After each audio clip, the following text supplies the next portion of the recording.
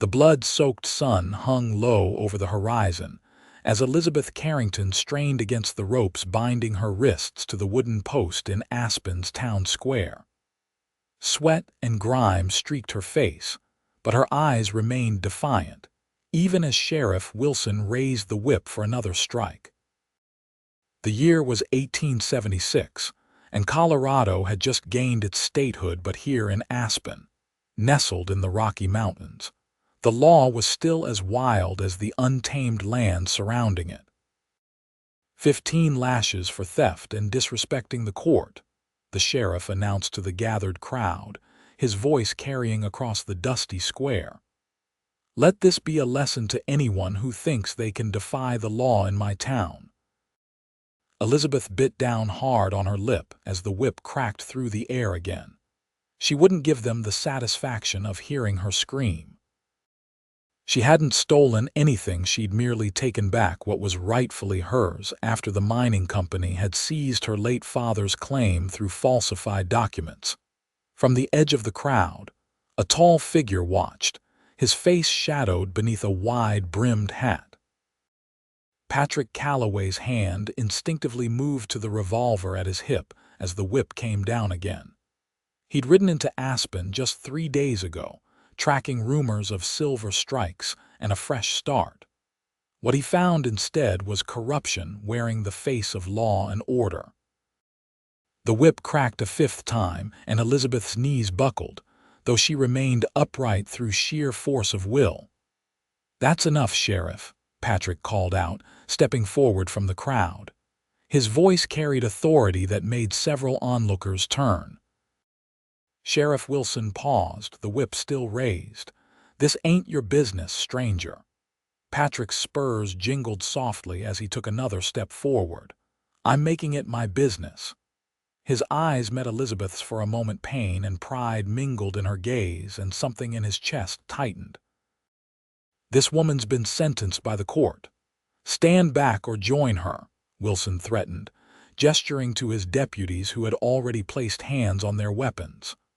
5 lashes was the sentence for theft in any civilized territory, Patrick replied calmly.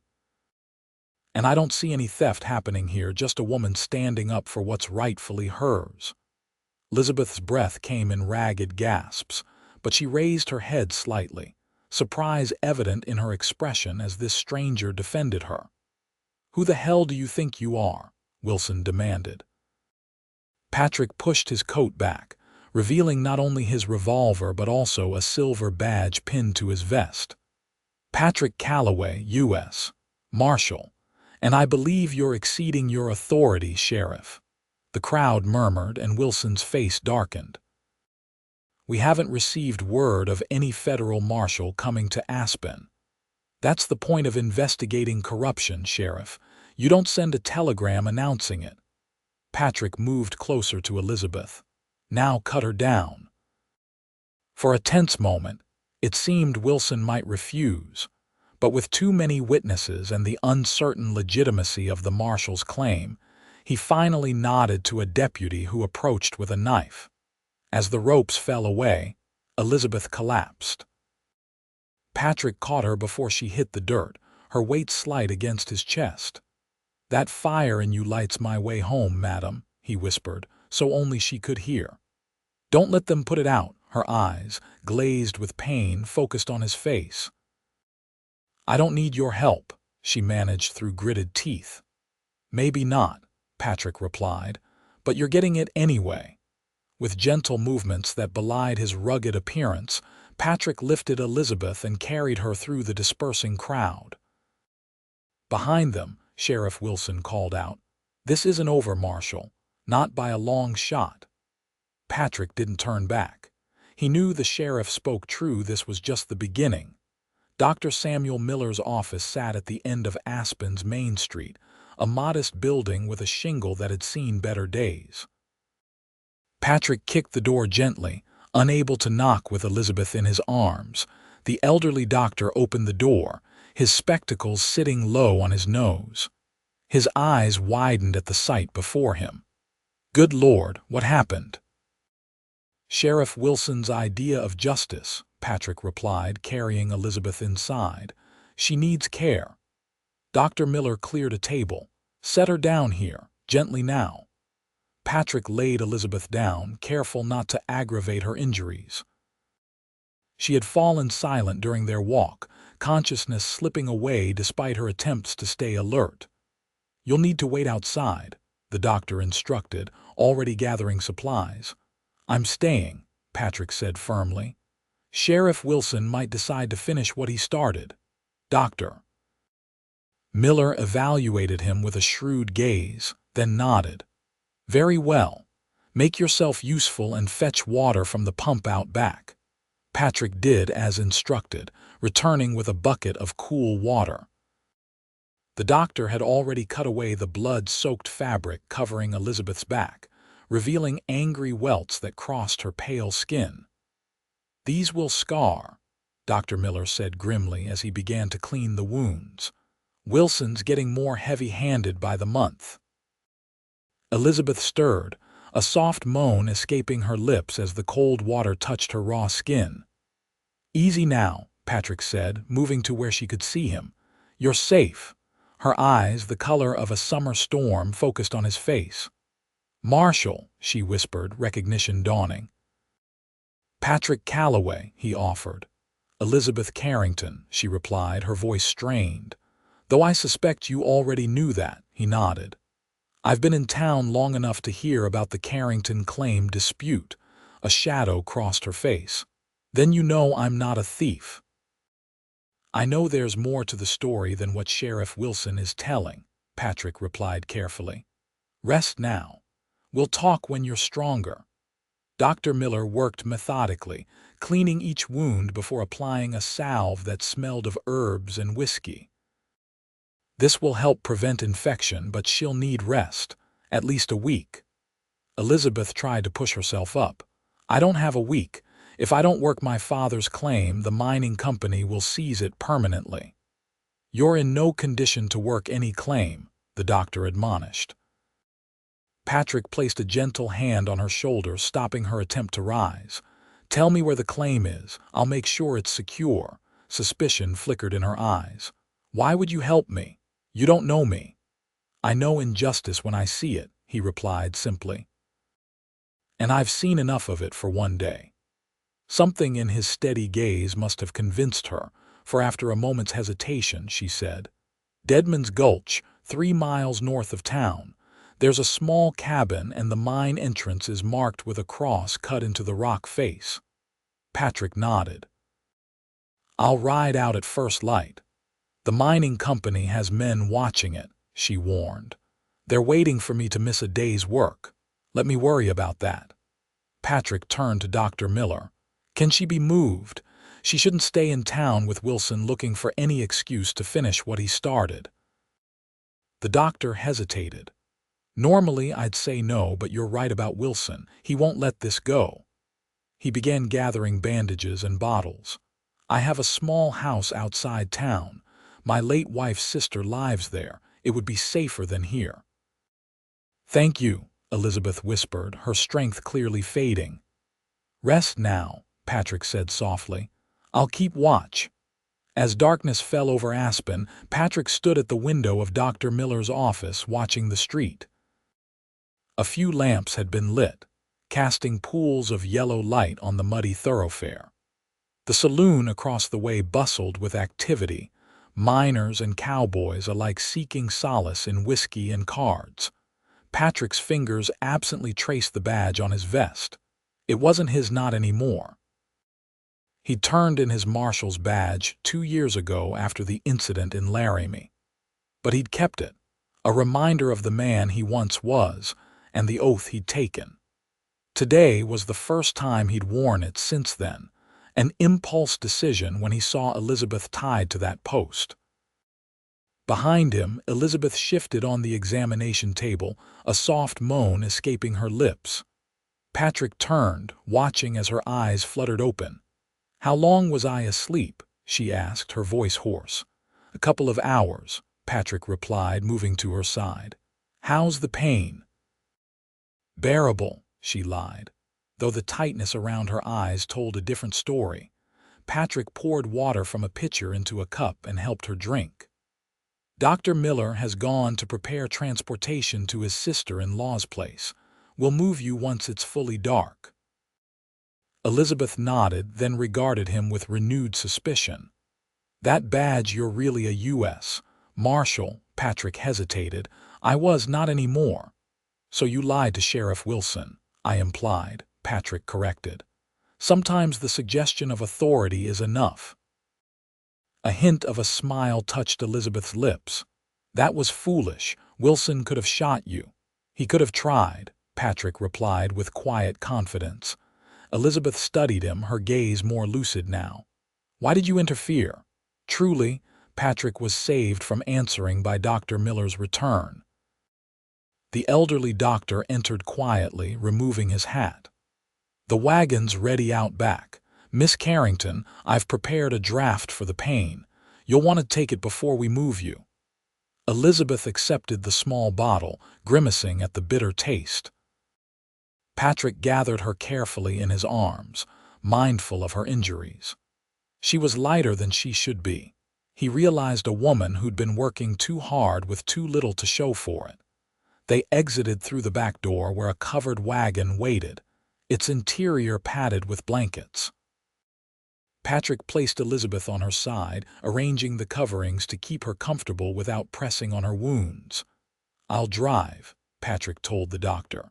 "You've done enough." Dr. Miller nodded, passing him the reins. "Follow the north trail past the creek. It's the only cabin for miles, you can't miss it. Martha knows you're coming. She'll have everything ready." Patrick climbed onto the driver's seat. "Thank you, Doctor. I won't forget this." Dr. Miller's expression grew serious. "Be careful, Marshal, or whatever you are.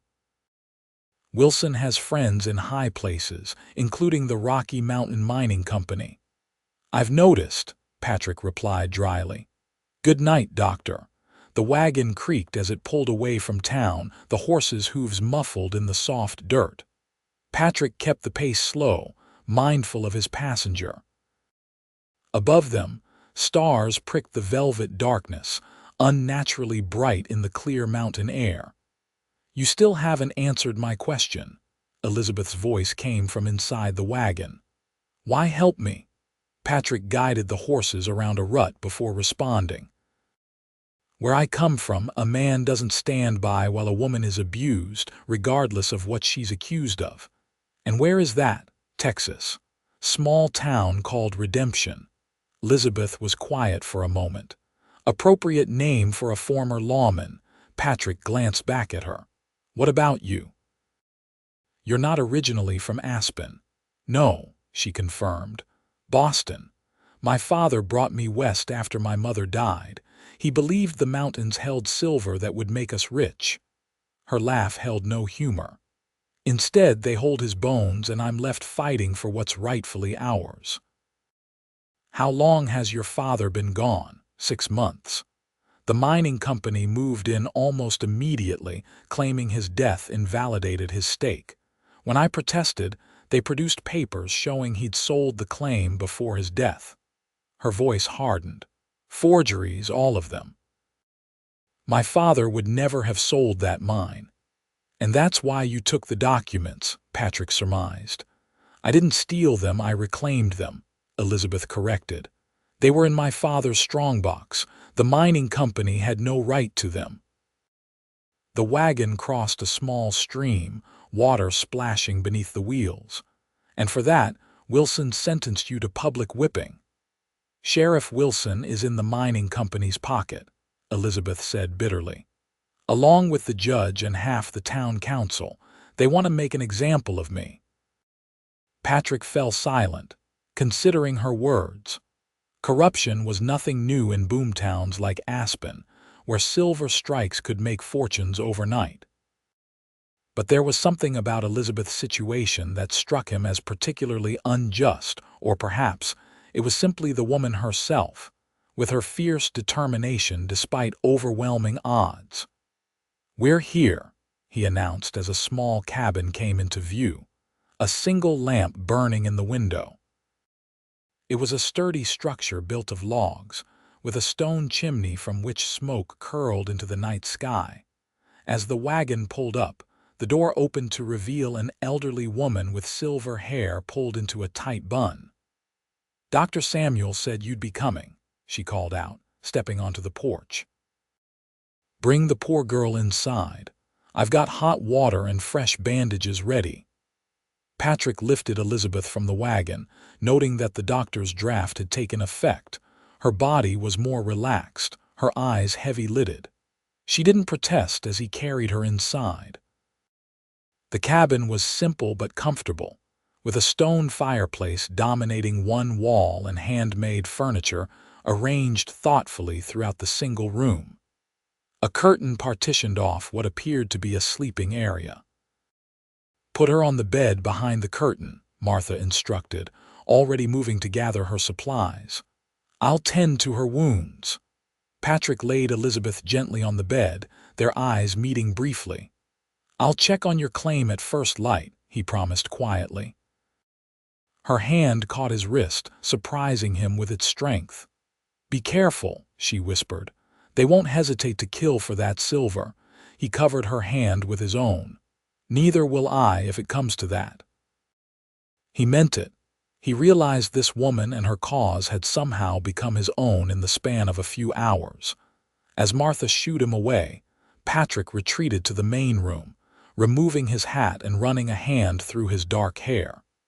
He settled into a chair by the fire, his revolver within easy reach. Tomorrow would bring new challenges, but for tonight at least, Elizabeth was safe. And that, he decided, was enough for now. The pre-dawn light filtered through the cabin windows as Patrick checked his revolver one last time before holstering it. He'd spent the night in the chair, dozing occasionally but mostly listening for any approach. None had come. Martha emerged from behind the curtain, wiping her hands on her apron. "She's sleeping now," she said softly. "The fever broke an hour ago." Patrick nodded, relief evident in his expression. "Will she be all right here while I'm gone?" "I raised 5 children and buried a husband," Martha replied with a hint of amusement. "I think I can manage one injured young woman."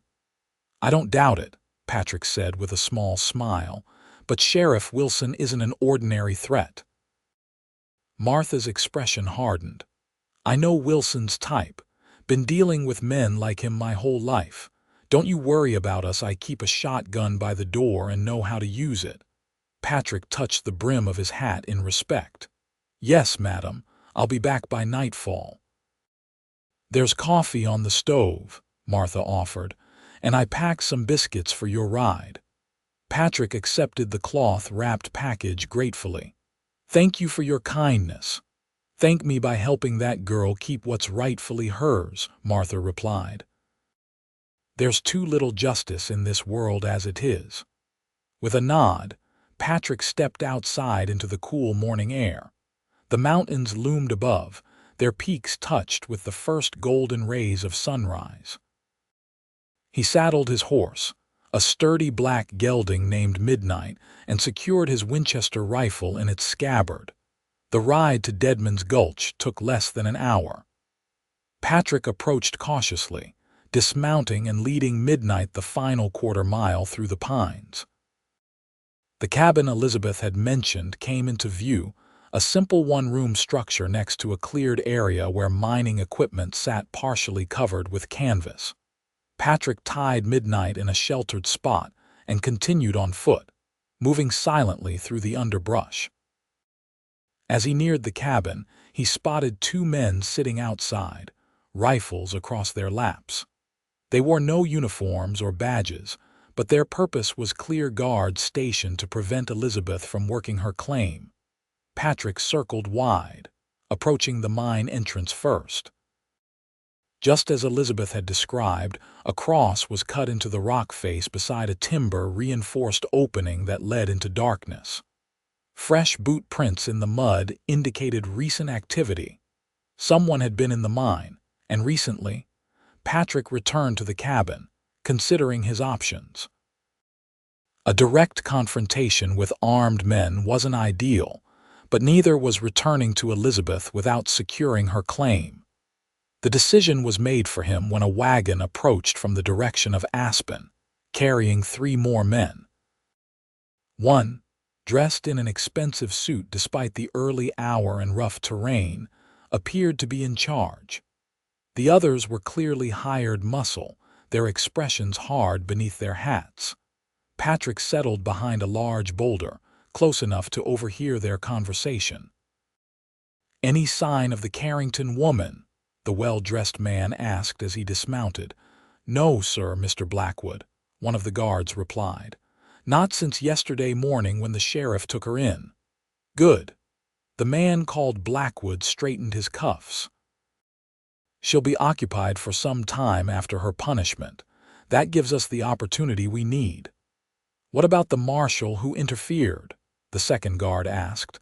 Blackwood waved a dismissive hand. "Wilson is checking his credentials. I doubt he's actually a federal marshal, more likely some drifter playing hero. He'll be dealt with. And if he shows up here, then deal with him," Blackwood said coldly. "This claim becomes property of the Rocky Mountain Mining Company at sundown unless Miss Carrington appears to work it. I want no interference." Patrick's jaw tightened as he listened. The mining law required claims to be worked regularly to remain valid typically. Missing more than 10 consecutive days of work could result in forfeiture. Elizabeth had mentioned the company was waiting for her to miss a day, suggesting she was nearing that limit. "What about the new vein, sir?" one of the men asked. "Should we continue excavating?" Blackwood nodded. "Get as much ore out as you can before we officially claim the mine. Load it in the wagon and cover it well. I don't want anyone seeing what we're taking." So that was it, Patrick thought. They'd found a rich vein in Elizabeth's mine and were stealing her silver while preventing her from working the claim. Once they'd taken what they could easily reach, they'd seize the mine legally and continue operations openly. Patrick had seen similar schemes throughout the West, big companies using legal technicalities to rob independent miners of their claims. It was precisely the kind of injustice he'd sworn to fight as a marshal before everything went wrong in Laramie. He waited until Blackwood and 2 of the men entered the mine, leaving 1 guard at the cabin and another watching the entrance. Then he moved. The guard at the cabin never saw Patrick coming. A quick blow to the back of the head with his revolver butt, and the man crumpled silently to the ground. Patrick bound his hands and feet with the man's own belt and bandana, then approached the mine entrance. The second guard was more alert, turning at the sound of Patrick's deliberately heavy footsteps. "Morning," Patrick called casually, his hands visible but not far from his holstered weapon. The guard's rifle came up. "This is private property. Turn around and ride out." "Funny," Patrick replied, still approaching. "I was under the impression this claim belonged to Elizabeth Carrington." Recognition dawned in the guard's eyes. "You're that marshal from town." His finger tightened on the trigger. "Mr. Blackwood said you might show up." "Did he mention what would happen if you pointed that rifle at a federal officer?" Patrick asked, his voice hardening. 5 years in a territorial prison at minimum."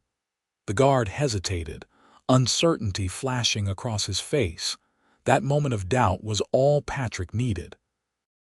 He drew and fired in one smooth motion, not at the man, but at the rifle itself. The bullet struck the weapon's stock, sending it spinning from the guard's hands. Before the man could recover, Patrick closed the distance between them, delivering a powerful right hook that sent the guard sprawling. Like his companion, this one was quickly bound and left propped against a tree. Patrick paused at the mine entrance, listening. Voices echoed from within, along with the sound of pickaxes striking rock. Drawing his revolver, he stepped into the darkness. The tunnel sloped downward, timber supports placed at regular intervals. Oil lamps hung from hooks, casting long shadows.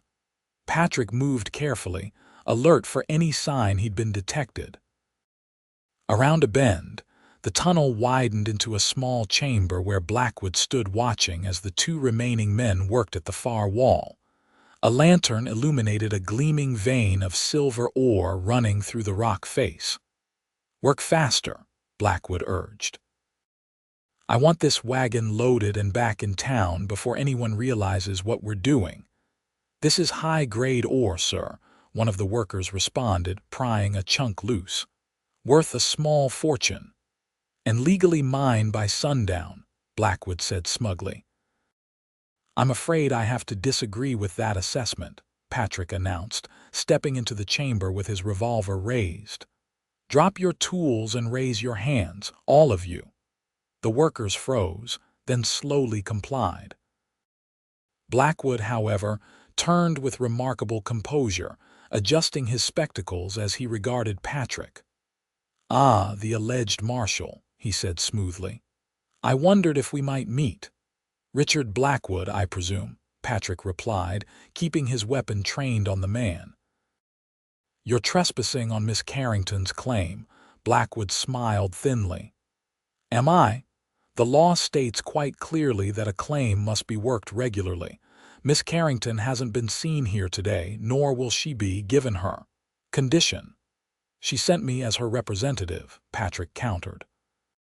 "Which is perfectly legal under the mining code. And what I find interesting is that you're removing ore before the claim is officially yours." "A misunderstanding," Blackwood said with a dismissive wave.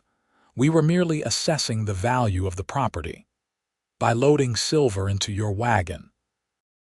Patrick took a step closer. "That's theft, Mr. Blackwood, and I have a feeling the territorial governor would be very interested to hear about it along with your arrangement with Sheriff Wilson." A flash of genuine concern crossed Blackwood's face before his confident mask returned. "You're bluffing. You're not even a real marshal." Patrick smiled. "Want to wager your freedom on that assumption? Because right now I have two witnesses who can testify about your operation here, plus whatever documents Miss Carrington recovered from her father's strongbox."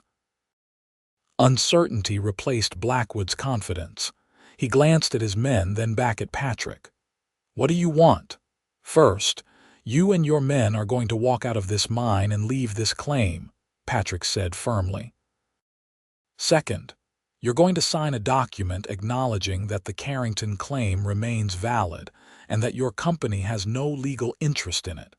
Third, you're going to compensate Miss Carrington for the ore you've already taken." "Or what?" Blackwood challenged, though with less conviction than before. "Or I'll escort you to Denver myself to face charges of theft, corruption, and conspiracy," Patrick replied.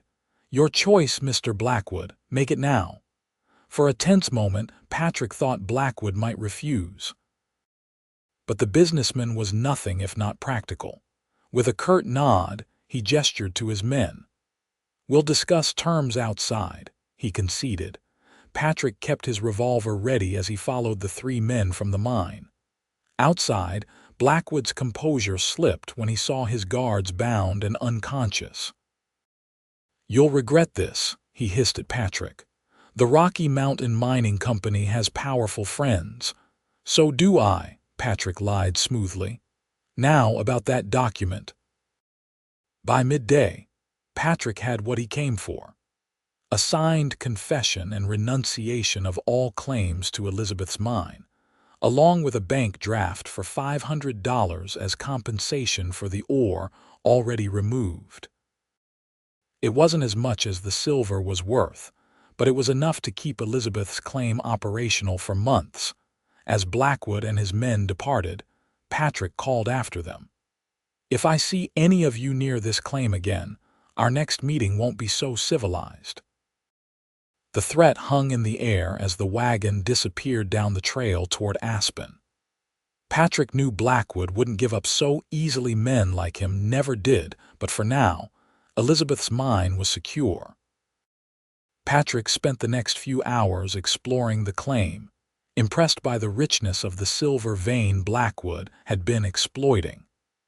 Elizabeth's father had indeed found a valuable deposit, one worth fighting for.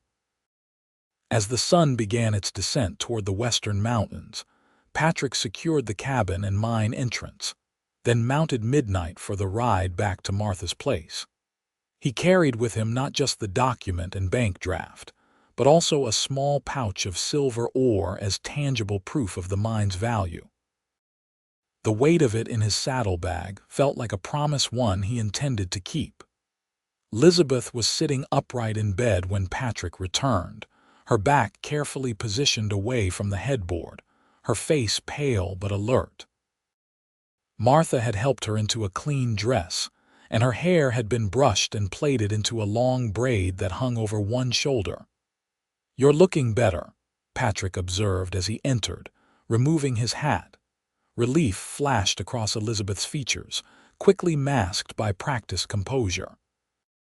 "And you're unharmed. I was concerned when you didn't return by afternoon."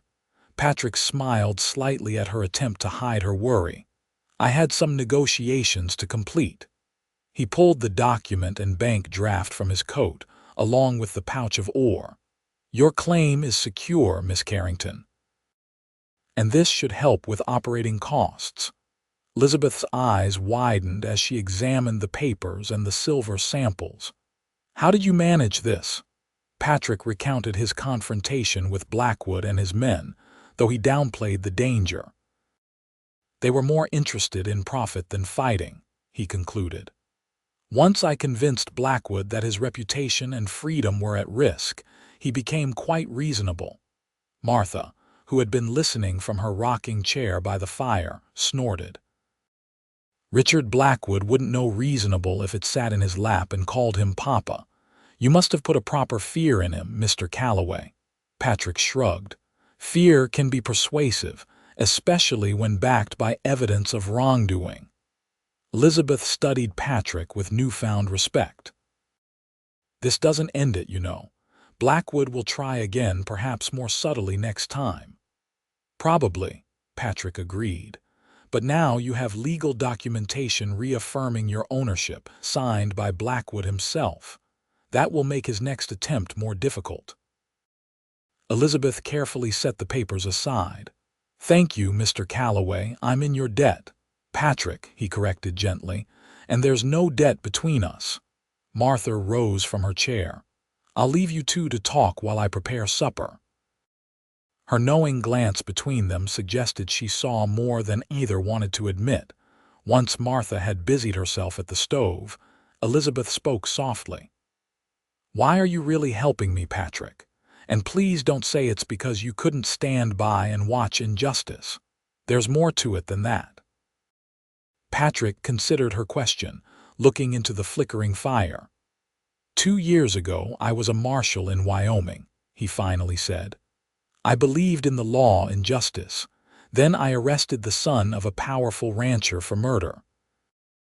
There was no doubt of his guilt. 3 witnesses saw him shoot a homesteader in cold blood."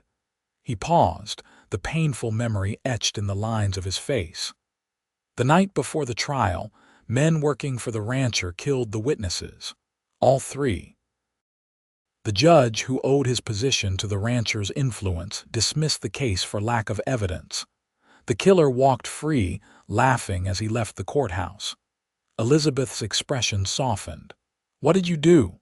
"What any man with a conscience would do," Patrick replied, his voice hardening. "I confronted him. Words were exchanged, then bullets. When it was over, he was dead, and I'd violated every principle I'd sworn to uphold." "You killed him," Elizabeth stated, not as an accusation but as understanding. Patrick nodded once. "I resigned my position the next day and have been drifting ever since. So when I say I understand injustice, Elizabeth, I mean I've seen it corrupt everything I once believed in." Elizabeth reached out, her fingers brushing his hand where it rested on the bed. "And when you saw me tied to that post, I saw another powerful man abusing his position to harm someone who couldn't fight back," Patrick admitted. "But I also saw something I haven't seen in a long time, someone with the courage to stand against it, even knowing the cost. Their eyes met, and something unspoken passed between them, a recognition, perhaps, of kindred spirits. "That fire in you," Patrick said softly, echoing his words from the town square. "It reminded me of who I used to be, who I want to be again." Elizabeth's fingers tightened on his. "And what happens now?" Before Patrick could answer, hoofbeats sounded outside the cabin. In an instant he was on his feet, gun drawn, moving to the window. "3 riders," he reported, peering through a gap in the curtains. "Sheriff Wilson and 2 deputies." Martha appeared at his side, a shotgun in her weathered hands. "They won't take her while I'm breathing," she declared firmly. Patrick touched the old woman's shoulder. "Let me handle this, Martha. Keep Elizabeth hidden." He moved to the door, adjusting his vest to ensure the marshal's badge was visible. It wasn't a lie he enjoyed perpetuating, but it might be the only thing keeping Wilson from immediate violence. Stepping onto the porch, Patrick closed the door firmly behind him. "Evening, Sheriff," he called as the riders approached. "You're a long way from town." Wilson dismounted, his hand resting on his holstered pistol. "Marshal Calloway," he replied, the title dripping with skepticism. "I've come for Elizabeth Carrington. She's wanted for theft and escaping custody." Patrick leaned against the doorframe, deliberately casual. "Funny thing about that theft charge, Sheriff. I visited Miss Carrington's claim today and had an interesting conversation with Richard Blackwood." Wilson's expression darkened. "What's Blackwood got to do with this?" "Everything, I'd say." Patrick withdrew the signed document from his coat. He admitted the documents Miss Carrington supposedly stole were, in fact, forgeries created by the mining company to seize her claim. He's withdrawn all charges and compensated her for damages. "Blackwood would never," Wilson began, then stopped abruptly, uncertainty crossing his face. Patrick pressed his advantage. "He also mentioned your arrangement, something about a percentage of the mine's profits in exchange for your cooperation. The territorial governor might find that information enlightening." The deputies exchanged glances, clearly uncomfortable with the turn in conversation. Wilson's face flushed with anger. "You're bluffing. Blackwood would never implicate himself." "Men facing prison will say remarkable things," Patrick replied evenly, "especially when confronted with evidence of their crimes. Now, unless you have a valid warrant, one not based on Blackwood's false claims, I suggest you turn around and ride back to town." Wilson took a step forward, his hand tightening on his gun. "I don't know who you really are, Calloway, but you're interfering in Aspen business. That's dangerous for a man's health." Patrick's expression hardened, all pretense of casualness vanishing. "I wouldn't draw that weapon, Sheriff. Not unless you're certain you're faster than I am." The quiet confidence in his voice gave Wilson pause. "And even if you are, consider this. I've already sent copies of Blackwood's confession to the territorial governor and the Denver newspapers. If anything happens to me or Miss Carrington, they'll be published immediately." It was another bluff, but delivered with such conviction that doubt crept into Wilson's eyes. "You're making a powerful enemy," Wilson warned, though his hand moved away from his gun. "Not the first time," Patrick replied. "Likely won't be the last."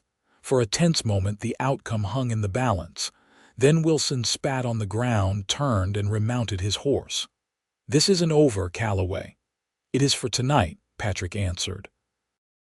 He remained on the porch, unmoving, as the 3 riders departed down the trail toward Aspen. Only when they had disappeared from sight did Patrick release the breath he'd been holding. Another confrontation avoided, but Wilson was right about one thing: it wasn't over. Not by a long shot. When he re-entered the cabin, he found Elizabeth standing behind the curtain, Martha supporting her with an arm around her waist. "You should be resting," Patrick admonished gently. "I heard everything. Elizabeth said, ignoring his concern. "You've made powerful enemies on my behalf, Patrick." "They were already my enemies," he replied. "They just didn't know it yet." Martha guided Elizabeth back to the bed. "You need to lie down, child. Your back's starting to bleed through the bandages again." As Elizabeth settled carefully onto the bed, she caught Patrick's gaze. "Thank you," she said simply. Patrick nodded, understanding the depth of gratitude behind those two words. "Rest now.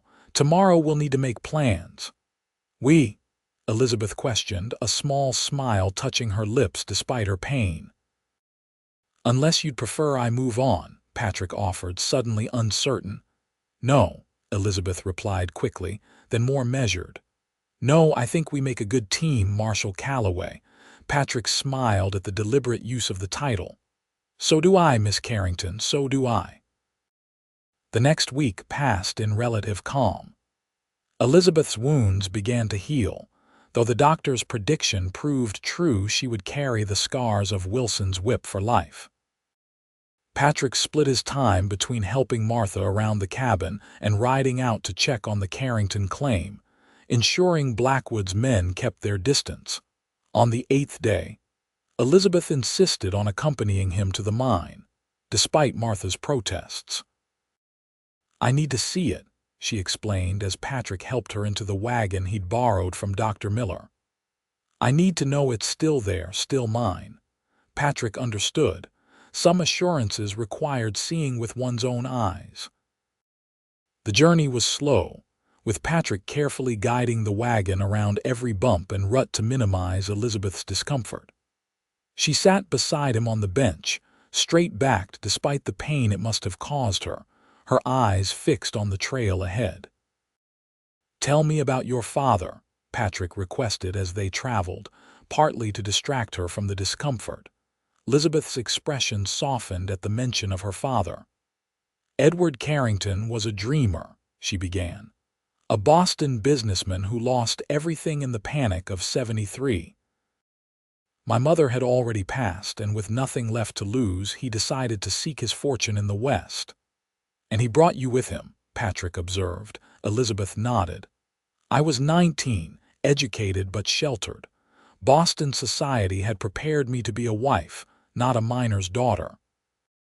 A small smile touched her lips. "The first time Father handed me a pan for gold, I thought he'd lost his mind.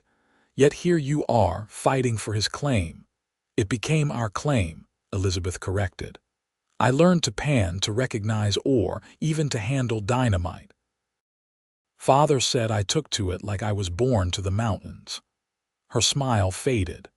"When he died, a cave in that I've always suspected wasn't entirely accidental. Continuing his work was the only choice I could make."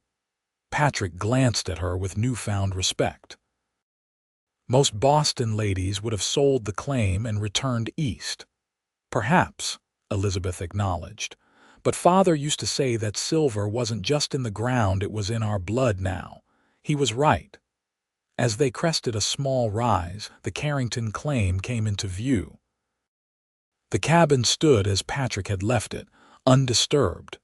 They approached slowly, Patrick's hand near his revolver despite the apparent calm.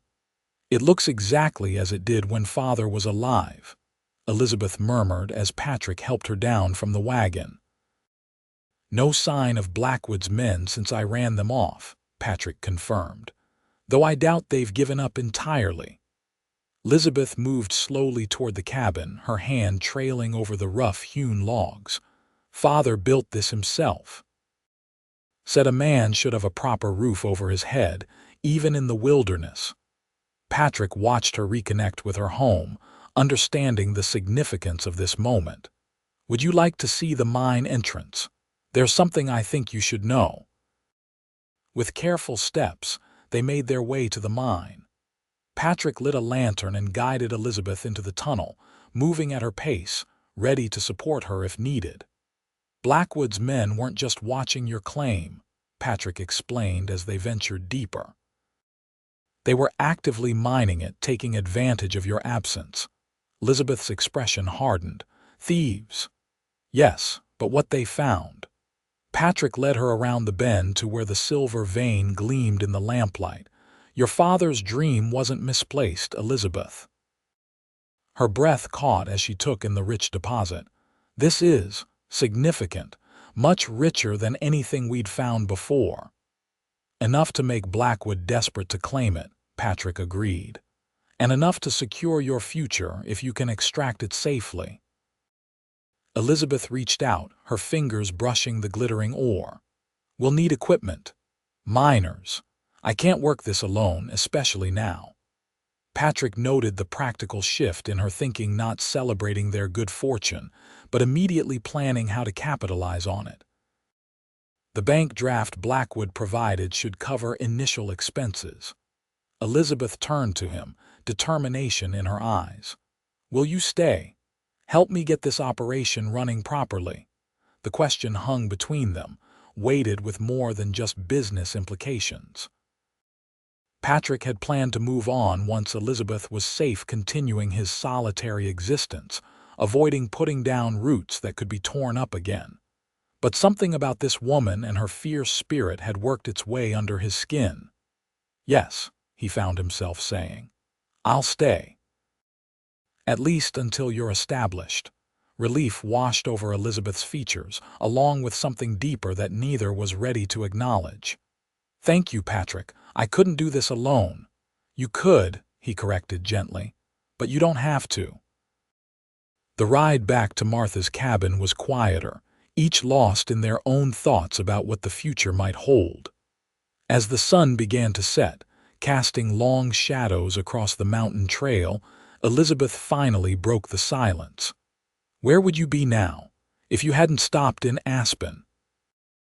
Patrick considered the question. "Nowhere particular. That's been the point these past 2 years, just keeping moving, staying ahead of my thoughts. And now I'm exactly where I need to be," he replied, surprised by how true it felt. Elizabeth studied his profile, highlighted by the golden evening light. The marshal who isn't a marshal anymore. "Just a man trying to find his way back to who he used to be," Patrick said softly. "Perhaps," Elizabeth suggested, "who you're becoming matters more than who you were." Their eyes met briefly, an understanding passing between them that needed no words. For two people who had lost so much, the possibility of finding something new, something meaningful, was both terrifying and exhilarating. The moment was interrupted by the distant sound of hoofbeats. Patrick reined in the wagon, instantly alert. "Get down," he instructed, helping Elizabeth slide to the floor of the wagon before drawing his revolver. A lone rider appeared around the bend, approaching at a gallop. As he drew nearer, Patrick recognized Dr. Miller, his usually neat appearance disheveled from hard riding. "Patrick," the doctor called, pulling his horse to a stop beside the wagon. "Thank God I found you. You need to get back to town immediately." "What's happened?" Patrick demanded, noting the urgency in the older man's voice. "Wilson's deputized a dozen men," Miller explained, catching his breath. "They're calling it a posse, but it's nothing more than hired thugs. They're planning to arrest you for impersonating a federal officer and Elizabeth for theft and resisting arrest." Elizabeth pushed herself up from the wagon floor, wincing. But the charges were dropped. "Blackwood signed a document." "Blackwood's claiming he signed under duress," Miller interrupted. "Says you threatened to kill him if he didn't comply." Patrick's jaw tightened. "When is this happening?" "Tonight. They're gathering at the sheriff's office now. Martha sent me to warn you as soon as she heard." Patrick exchanged a glance with Elizabeth. "We can't go back to Martha's. That's the first place they'll look." "The mine," Elizabeth suggested. Patrick shook his head. "Too obvious. We need somewhere they won't think to search, at least until we can figure out our next move." Dr. Miller cleared his throat. "I might have a suggestion. There's an old trapper's cabin about 5 miles east of here in a box canyon. Few people know about it. I only found it when I was treating the old trapper for pneumonia last winter. He passed on, and as far as I know, no one's claimed it since. Patrick nodded decisively. That might work. Can you give us directions? As Miller described the route, Patrick's mind raced through their options. They couldn't run forever eventually, they'd need to clear their names or leave Colorado entirely. Neither prospect seemed promising at the moment. What about Martha? Elizabeth asked with concern. Will she be safe? Martha can take care of herself, Miller assured her. And Wilson has no cause to harm her. She's well respected in the community, even by those who fear the sheriff. Once they had clear directions to the cabin, Patrick thanked the doctor. We're in your debt, Dr. Miller. The elderly physician waved away the gratitude. Just doing what any decent man would do. Now go, before that posse gets organized. I'll try to delay them if I can, send them in the wrong direction. As Miller rode back toward town, Patrick turned the wagon east, away from both Aspen and the mine. Dusk was falling rapidly, the forest growing darker beneath the tall pines. We'll need supplies, Elizabeth noted, practical despite the circumstances. Food, blankets. The trapper's cabin might have some basics, Patrick replied, and I've got my rifle for hunting. We'll manage. Elizabeth touched his arm, her expression somber. I'm sorry, Patrick. You've been drawn into my fight and now you're a fugitive because of it. Patrick covered her hand with his own. This fight was mine from the moment I saw you tied to that post. I don't regret it, Elizabeth. The conviction in his voice silenced any further apologies. They continued eastward as night fell completely, guided only by starlight and Patrick's instincts for the trail. It was nearly midnight when they finally found the box canyon Miller had described. The trapper's cabin was well hidden among a stand of pines, its log walls weathered to a silvery gray that blended with the surrounding trees. Patrick helped Elizabeth down from the wagon, noting her exhaustion. The day's journey had clearly taken its toll on her still healing body. The cabin door creaked as Patrick pushed it open, his revolver ready. But the interior was empty, a layer of dust covering the simple furnishings, a rough-hewn table, 2 chairs, and a narrow bed against the far wall. Home sweet home, Patrick murmured, lighting a lantern he found hanging by the door. At least until we figure out our next move. Elizabeth entered slowly, taking in their temporary sanctuary. It's not the Astor house, but it will do. Patrick smiled at her attempt at humor. You take the bed. I'll make do with my bedroll. Too tired to argue, Elizabeth sank onto the edge of the mattress. What will we do, Patrick? We can't hide forever. Patrick moved to the fireplace, checking the chimney before starting a small fire to ward off the mountain chill. No, we can't, he agreed. But we have one advantage: Blackwood and Wilson don't know about the rich silver vein yet. They think they're fighting for a moderately valuable claim.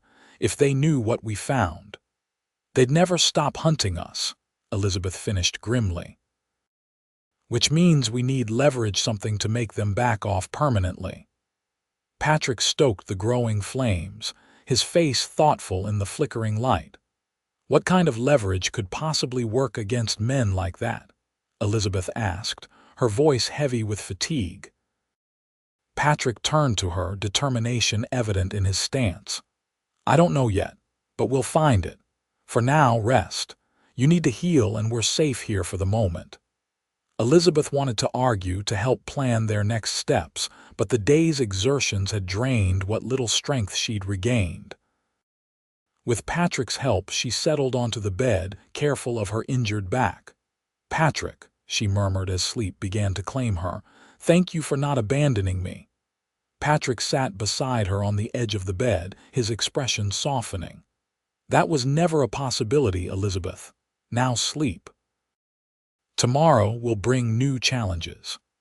As Elizabeth drifted into exhausted slumber, Patrick remained at her side, watching the gentle rise and fall of her breathing. In just over a week, this woman had become important to him in ways he hadn't thought possible after Laramie. The realization should have frightened him. sent him running as he had for the past 2 years. Instead, it anchored him, giving purpose to days that had previously been filled with aimless wandering. Whatever came next, they would face it together. Of that, at least, he was certain. The next morning dawned clear and cold, with frost glittering on the pine needles surrounding the cabin. Patrick had spent most of the night planning their next moves while keeping the fire burning steadily. Now, as the first rays of sunlight filtered through the cabin's single window, he carefully added more wood to the flames. Elizabeth stirred, her eyes opening slowly as she oriented herself to their unfamiliar surroundings.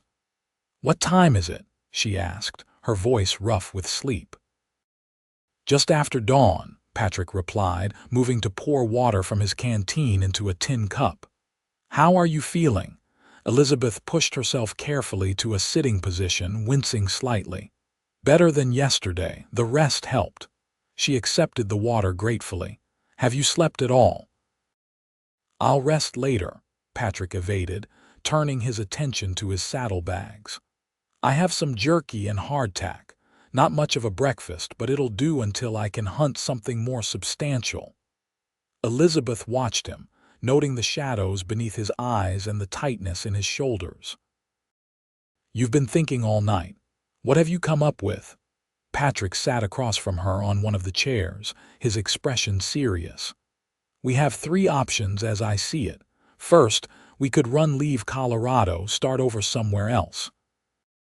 Second, we could try to clear our names legally, which means finding proof of Wilson and Blackwood's corruption that would stand up in court. Or third, Elizabeth prompted when he hesitated. "We fight back," Patrick said simply. "Use what we know about the silver vein as leverage. Offer Blackwood a partnership, a legitimate one, in exchange for clearing our names and ending this vendetta." Elizabeth's brow furrowed. "Partner with the man who tried to steal my claim and had me publicly whipped. I'd rather starve." "I understand the sentiment," Patrick acknowledged. "But sometimes practical solutions require unpleasant compromises. And sometimes principles matter more than practicality," Elizabeth countered, a spark of the fire Patrick so admired lighting her eyes. "My father didn't spend his last years searching for that silver, only to have his daughter hand half of it to the man who may have been responsible for his death." Patrick nodded, respecting her conviction even as he worried about its consequences. "Then we're left with running or fighting the legal battle." Elizabeth sipped her water, considering. "I won't run, Patrick. This claim, this land, it's all I have left of my father, and more than that, it's mine. I've earned it with sweat and blood." Her fingers unconsciously traced the line of her shoulder where the whip had cut deepest. "If we run, Wilson and Blackwood win, not just the silver but the satisfaction of driving us out. Then we fight," Patrick concluded. "But we'll need evidence, documents, witnesses, something concrete that proves their corruption." "Blackwood's confession," Elizabeth suggested. Patrick shook his head. "He's already claimed it was signed under duress. We need more." Elizabeth's expression grew thoughtful. "What about the mine records? When a claim changes hands, it's recorded with the mining district office. If Blackwood's men were planning to take over my claim officially, there might be paperwork, perhaps even forged documents ready to be filed." "The mining district office is in Aspen," Patrick pointed out. "Walking into town right now would be suicide." "Not for everyone," Elizabeth countered. "What about Dr. Miller? He could access the records without raising suspicion." Patrick considered this, seeing the merit in her suggestion. "It's worth trying, but we need to get word to him somehow." "Martha," Elizabeth decided. "She comes and goes from town regularly. No one would question her presence." Patrick nodded slowly. "It could work. We need to get a message to Martha, asking her to contact Miller." He rose, moving to look out the window at the surrounding forest. "I'll ride out today, circle wide around Aspen to avoid the posse, and try to reach Martha's cabin after dark. No, Elizabeth objected, rising from the bed with more strength than she'd shown the previous day. It's too dangerous for you to go alone. Wilson's men will be watching for you specifically. And you're in no condition to travel, Patrick countered gently. Elizabeth straightened, ignoring the pain the movement caused. I'm stronger than I look, Patrick. And two sets of eyes are better than one when avoiding a posse. Patrick studied her, noting the determination in her stance despite the pallor of her skin. You've been through enough, Elizabeth. Let me handle this part. This is my fight too, she insisted. More than that, it began as my fight and you joined it. I won't sit safely in this cabin while you risk your life on my behalf. Their gazes locked in silent argument, neither willing to yield. Finally, Patrick sighed. We'll go together, but at the first sign you're struggling, we stop. Agreed. Elizabeth nodded, relief evident in her expression. Agreed. When do we leave? After you eat something and I check your bandages, Patrick replied, his tone making it clear this point wasn't negotiable. As they prepared for the journey, Patrick found himself both admiring Elizabeth's resilience and worrying about her safety. The woman had an inner strength that matched any he'd encountered in his years. As a marshal, a quiet determination that refused to bend, even when circumstances warranted practical compromise.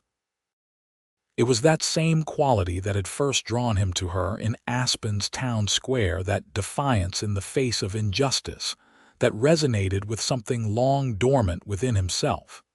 By mid-morning, they were ready to depart. Patrick had carefully rebandaged Elizabeth's back, noting with relief that the wounds were healing cleanly. They left the wagon hidden among the trees it would be too easily spotted, and Patrick helped Elizabeth mount Midnight, then climbed up behind her. It's a long ride, he warned as they set off. Tell me if you need to rest. Elizabeth nodded, though Patrick suspected she'd endure considerable discomfort before admitting weakness. They rode south initially, away from both Aspen and the mine, before circling west through dense forest that would help conceal their passage. The day wore on, the sun climbing to its zenith, and then beginning its slow descent toward the western mountains. They stopped occasionally to rest and drink from streams they crossed, but Elizabeth never complained, though Patrick could feel the tension in her body as the hours passed. It was nearing dusk when they finally approached Martha's cabin from the east, using the cover of the forest to survey the area before approaching. No horses were visible, no smoke rose from the chimney. Something's wrong, Patrick murmured, drawing his revolver. Martha wouldn't leave the fire go out in this weather. They dismounted at the edge of the trees, Patrick helping Elizabeth down before tethering Midnight securely. Stay here, he instructed, his voice low. No, Elizabeth whispered back. We go together. Patrick wanted to argue but recognized the futility. Instead, he handed her his spare revolver. Stay behind me, and if anything happens, ride for Dr. Miller's in town. With careful steps, they approached the cabin. The stillness surrounding it raised the hairs on Patrick's neck. No birdsong. No sounds of Martha's chickens that usually pecked around the yard. The door stood slightly ajar. Patrick pushed it open with the barrel of his gun, revealing an interior in disarray. Furniture had been overturned, Martha's belongings scattered across the floor. They were looking for us, Elizabeth whispered, taking in the destruction. Patrick moved through the cabin methodically, checking each corner. No blood, he noted with relief. Martha isn't here, but I don't think she was harmed. Then where is she? Elizabeth asked, concern evident in her voice. Before Patrick could answer, the distant sound of hoofbeats reached them. He moved quickly to the window, peering through the gathering darkness. Riders coming, he reported tersely. At least 4, maybe more. Elizabeth joined him at the window, her face paling. "Wilson, can't tell yet, but we're not waiting to find out." Patrick took her arm, guiding her toward the back door. "We need to reach the trees before they see us." They slipped out the back of the cabin and hurried toward the forest edge, keeping low. The hoofbeats grew louder, accompanied now by men's voices. Just as they reached the shelter of the pines, a shout went up from behind them. "There, by the trees." A gunshot cracked through the evening air, the bullet splintering bark from a tree near Patrick's head. He pushed Elizabeth deeper into the forest, drawing his revolver. "Get to midnight," he ordered. "I'll hold them off." Elizabeth clutched his arm. "Not without you." Another shot rang out, closer this time. Patrick made a split-second decision, grabbing Elizabeth's hand and running with her through the underbrush toward where they'd left the horse. Behind them, men crashed through the forest, shouts and occasional gunfire marking their pursuit. Patrick and Elizabeth reached midnight, who danced nervously at the commotion. Patrick boosted Elizabeth into the saddle, then swung up behind her. "Hold tight," he instructed, spurring the horse forward. Midnight surged through the trees, powerful muscles bunching as he navigated the difficult terrain. Patrick guided him east, away from Aspen and back toward the mountains where the dense forest would provide better cover. The sounds of pursuit faded gradually as darkness fell completely, but Patrick maintained their pace for another hour before finally slowing to rest the horse. "I think we've lost them," he said quietly, listening to the night sounds that had returned to normal around them. Elizabeth leaned back against him, exhaustion evident in the slump of her shoulders. "What about Martha? We can't leave her at Wilson's mercy." "Martha's smart," Patrick reassured her. "She might have left when she realized Wilson's men were coming. We'll try to find Dr. Miller tomorrow. He'll know what's happened." Elizabeth nodded, too tired to argue further. Patrick guided Midnight through the darkness, heading back toward the trapper's cabin. The night had grown cold, and he could feel Elizabeth shivering against him despite the warmth of his coat draped around her shoulders. It was well past midnight when they finally reached the cabin. Patrick helped Elizabeth down, noting with concern how she swayed with fatigue. "You're back?" he asked, steadying her. "I'll live," she replied, though her voice was strained. "Just tired." Inside, Patrick quickly rebuilt the fire while Elizabeth sank onto the bed, her face drawn with pain and exhaustion. "We need a new plan," she said as warmth began to seep back into the cabin. "We can't reach Martha or Dr. Miller without risking capture." Patrick crouched by the fire, adding another log. "There might be another way." He turned to face her. "Do you trust me, Elizabeth?" She studied him in the flickering firelight, her expression softening. "With my life, Patrick." "You've proven that much." "Then I think it's time I called in an old debt," he said. "There's a man in Denver, a federal judge I once helped out of a difficult situation. If I can reach him, explain what's happening here." "Denver is at least 3 days' ride," Elizabeth pointed out. Patrick nodded. "It's a risk, but it might be our best chance. A federal judge has the authority to supersede local law enforcement, especially in cases of corruption." Elizabeth considered this, then slowly nodded. "When would we leave?" "Not we," Patrick corrected gently. "You're in no condition for a hard ride to Denver. I'll go alone, first thing in the morning." Elizabeth straightened, wincing slightly. "We've had this conversation before, Patrick. I'm not staying behind while you risk yourself on my behalf." Patrick moved to sit beside her on the bed, his expression serious. "Elizabeth, listen to me. Your back needs time to heal properly. 3 days of hard riding could reopen those wounds, cause infection. I can make better time alone, and every hour might count." She wanted to argue he could see it in the set of her jaw, but practicality finally won out. 3 days, she conceded. "If you're not back in 3 days, I'm coming after you." Patrick smiled slightly. I'd expect nothing less." He reached out, hesitating briefly before brushing a strand of hair from her face. "Try to rest now. Tomorrow will be another long day." As he moved to rise, Elizabeth caught his hand. "Patrick," she said softly, her eyes meeting his in the dim light, "be careful. I've lost too much already." "I couldn't bear to lose you too." The simple admission hung between them, weighted with unspoken emotion. Patrick's thumb brushed gently across her knuckles. "You won't lose me," he promised. "I'll come back, Elizabeth. You have my word." In the quiet of the cabin, with danger temporarily held at bay by darkness and distance, they allowed themselves a moment of honesty. Patrick leaned forward slowly, giving Elizabeth time to pull away if she wished. Instead, she met him halfway, their lips touching in a gentle kiss that conveyed more than words could express. When they parted, Elizabeth's eyes remained closed for a moment, as if memorizing the sensation. "Something to come back for," she whispered. Patrick smiled, touching her cheek gently. "As if I needed more reason." Morning came too soon. Patrick had again spent much of the night awake, planning his journey to Denver and watching over Elizabeth as she slept. Now, as dawn lightened the eastern sky, he prepared to depart.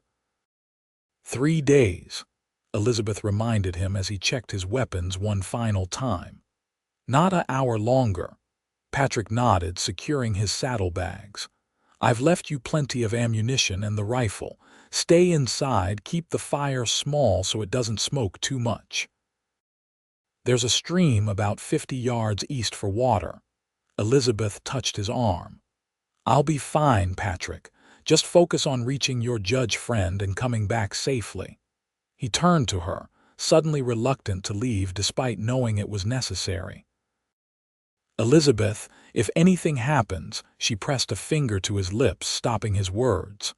"Nothing will happen. You'll reach Denver, speak with the judge, and return with help. That's the only outcome I'm willing to consider." Patrick smiled despite his concerns, drawing her carefully into his arms. "You're the most stubborn woman I've ever met, Elizabeth Carrington."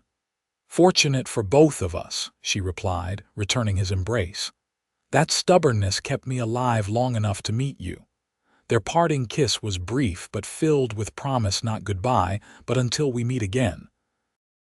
Patrick mounted midnight with a final glance at Elizabeth standing in the cabin doorway, committing the image to memory before turning toward Denver and whatever awaited him there.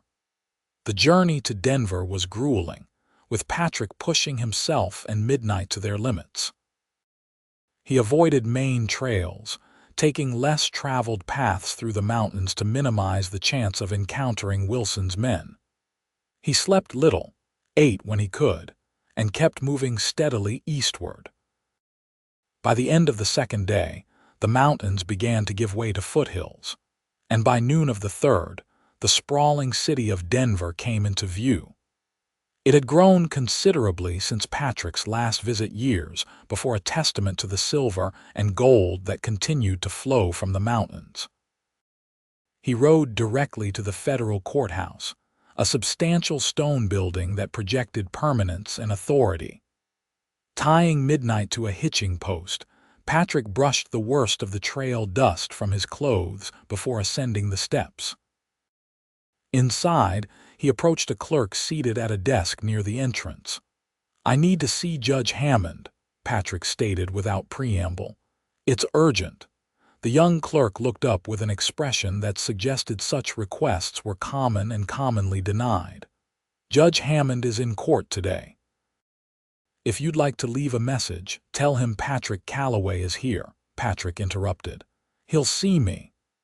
The clerk's eyebrows raised slightly at Patrick's confidence, but he rose.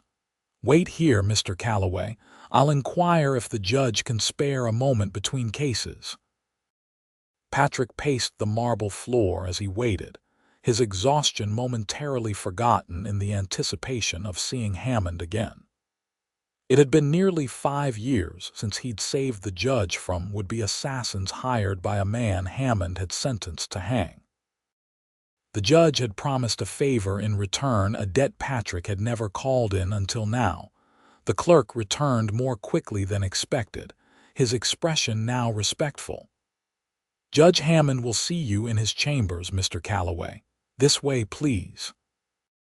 Patrick followed him down a wide hallway to an imposing oak door. The clerk knocked once, then opened it, announcing, "Mr. Patrick Calloway, Your Honor." Judge William Hammond stood behind a massive desk, his tall frame still imposing despite the gray that now dominated his once dark hair. His keen eyes assessed Patrick as he entered. "Patrick Calloway," he said, his deep voice carrying the weight of his position. "It's been many years." "Too many, Judge Hammond," Patrick replied, stepping forward to shake the offered hand. Hammond dismissed the clerk with a nod, then gestured to a chair. "You look like you've ridden hard to get here." "Trouble," Patrick sat, feeling the full weight of his exhaustion now that he'd reached his destination. "Serious trouble in Aspen. Corruption, theft of mining claims, abuse of power by the local sheriff." Hammond's bushy eyebrows drew together. "Specific accusations, Patrick. I need details." For the next hour, Patrick laid out everything that had happened: Elizabeth's whipping, Blackwood's attempt to steal her claim, the rich silver vein, Wilson's posse hunting them as fugitives. Hammond listened without interruption, occasionally making notes on a pad before him. "And where is Miss Carrington now?" he asked when Patrick had finished. "Hidden in an abandoned cabin in the mountains," Patrick replied. "Safe for the moment, but I promise to return within 3 days." Hammond leaned back in his chair, fingers steepled beneath his chin. "What you're describing is serious, Patrick. If true, it warrants federal intervention." "If true," Patrick repeated, an edge entering his voice. Hammond held up a placating hand. "I don't doubt your word, but the law requires evidence. This document Blackwood signed, do you have it?" Patrick reached into his coat, withdrawing the slightly crumpled paper. "Here, and the bank draft he provided as compensation." Hammond examined both carefully. "This is a start, but Blackwood could still claim duress, as you said he's already doing. We need more." "What about Elizabeth's testimony?" Patrick pressed. "The scars on her back from Wilson's whip. Valuable, but potentially dismissed as punishment for a legitimate crime," Hammond replied. "We need documents, witnesses willing to testify against Blackwood and Wilson." Patrick's frustration mounted. "By the time we gather all that, Wilson's men could have found Elizabeth, or Blackwood could have seized her claim permanently." Hammond studied Patrick's face. "This is more than professional interest for you, isn't it?" Patrick didn't deny it. "Elizabeth Carrington is the most courageous woman I've ever met. What's happening to her is wrong, and I promise to make it right." A slow smile spread across Hammond's face. "There's the Patrick Calloway. I remember the man who couldn't stand by and watch injustice, no matter the personal cost." He rose from his chair, moving to a cabinet where he withdrew a bottle and 2 glasses. "I've been hearing rumors about corruption in the mining districts for months, but without specific complaints from citizens. My hands have been tied." He poured amber liquid into both glasses, handing one to Patrick. "Your Miss Carrington's case gives me the opening I've been waiting for." Hope stirred in Patrick's chest. "You'll help." Hammond raised his glass. "I'll do better than help. I'm appointing you as a special deputy U.S. Marshal, effective immediately, with authority to investigate corruption in the Aspen mining district." Patrick stared at him in shock. "Judge, I resigned my badge 2 years ago, after Laramie." "I know what happened in Laramie," Hammond interrupted. "A travesty of justice that forced a good man to take the law into his own hands. But that man, the one who believed in justice enough to risk everything for it, I see him sitting before me now, fighting once again for someone who can't fight alone." Patrick shook his head. "I'm not the same man, Judge." "No," Hammond agreed. "You're wiser now, more cautious perhaps, but your core remains unchanged or you wouldn't be here." He set his glass down firmly. "I need men like you, Patrick. And more importantly, Elizabeth Carrington needs you with the full authority of the federal government behind your actions." The judge moved to his desk, withdrawing a badge from a drawer, the same 5-pointed star Patrick had worn for years. "This is temporary," Hammond clarified. "Just until this situation in Aspen is resolved. But while you wear it, your actions are sanctioned by this court." Patrick stared at the badge, memories of both pride and regret washing over him. "And Elizabeth's claim?" "I'll issue a federal injunction preventing any transfer of ownership pending the outcome of your investigation," Hammond promised. "Blackwood and his mining company won't be able to touch it legally." Patrick finally accepted the badge, its weight familiar in his palm. "Thank you, Judge." Hammond clapped him on the shoulder. "Don't thank me yet. You've still got to gather evidence that will stand up in my court, and from what you've told me, you're facing dangerous men who won't surrender their power easily." "I'm aware of the risks," Patrick assured him. "Good." Hammond returned to his desk. "I'll have the official paperwork drawn up immediately, your appointment, the injunction, and warrants authorizing you to search the mining company's records and Sheriff Wilson's office for evidence of corruption." Patrick stood, feeling a renewed sense of purpose. "I should start back to Aspen immediately. Elizabeth is waiting." Hammond nodded. "Take these with you."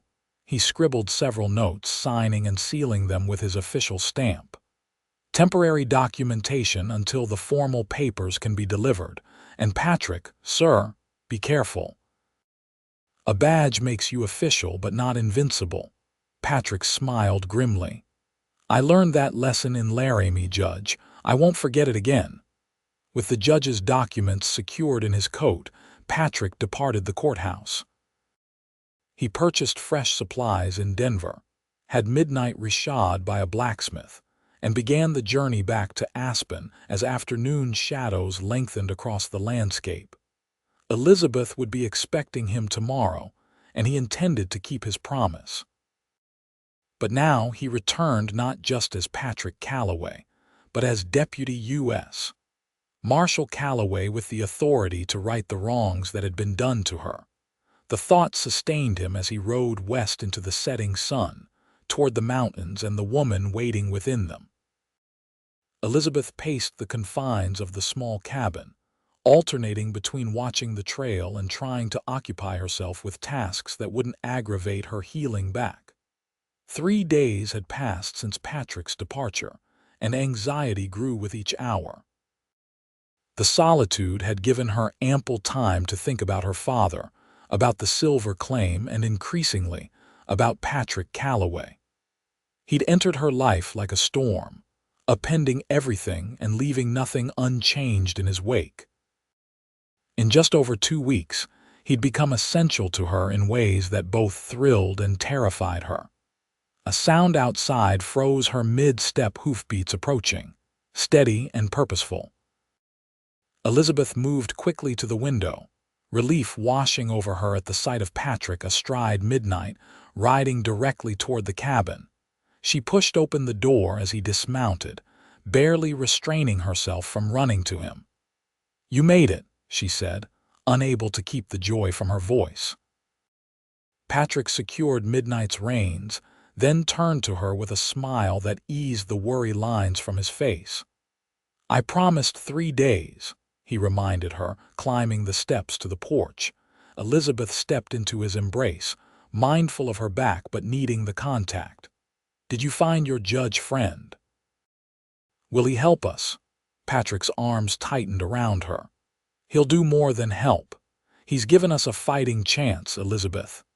Inside the cabin, Patrick explained everything: his meeting with Judge Hammond, the temporary appointment as deputy marshal, the injunction protecting her claim. Elizabeth listened in amazement, hope blossoming for the first time since her ordeal began. "So we can go back to Aspen," she asked when he'd finished. "Confront Wilson and Blackwood legally." "Not immediately," Patrick cautioned. "We still need evidence documents proving their corruption, witnesses willing to testify. The badge and injunction give us authority but not victory." Elizabeth nodded, accepting the practical assessment. "Where do we start?" "With people we know we can trust," Patrick decided. "Dr. Miller and Martha, assuming we can find her. They might know others in town who have been victims of Blackwood's schemes or Wilson's abuse of power." "And the mining records," Elizabeth added. "If Blackwood was planning to seize my claim, there would be documentation." Patrick's expression grew serious. "It will be dangerous, Elizabeth. Wilson won't surrender his power without a fight." "I'm not afraid," she replied with quiet conviction. "Not anymore, and certainly not with you beside me." Patrick's hand reached for hers, fingers intertwining. "Together, then." They spent the evening planning their return to Aspen, weighing risks and strategies. As darkness fell, they shared a simple meal beside the fire, the atmosphere between them charged with possibilities both for justice and for something more personal.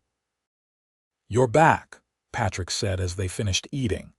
"Let me check the bandages before we turn in." Elizabeth nodded, turning so he could examine her wounds.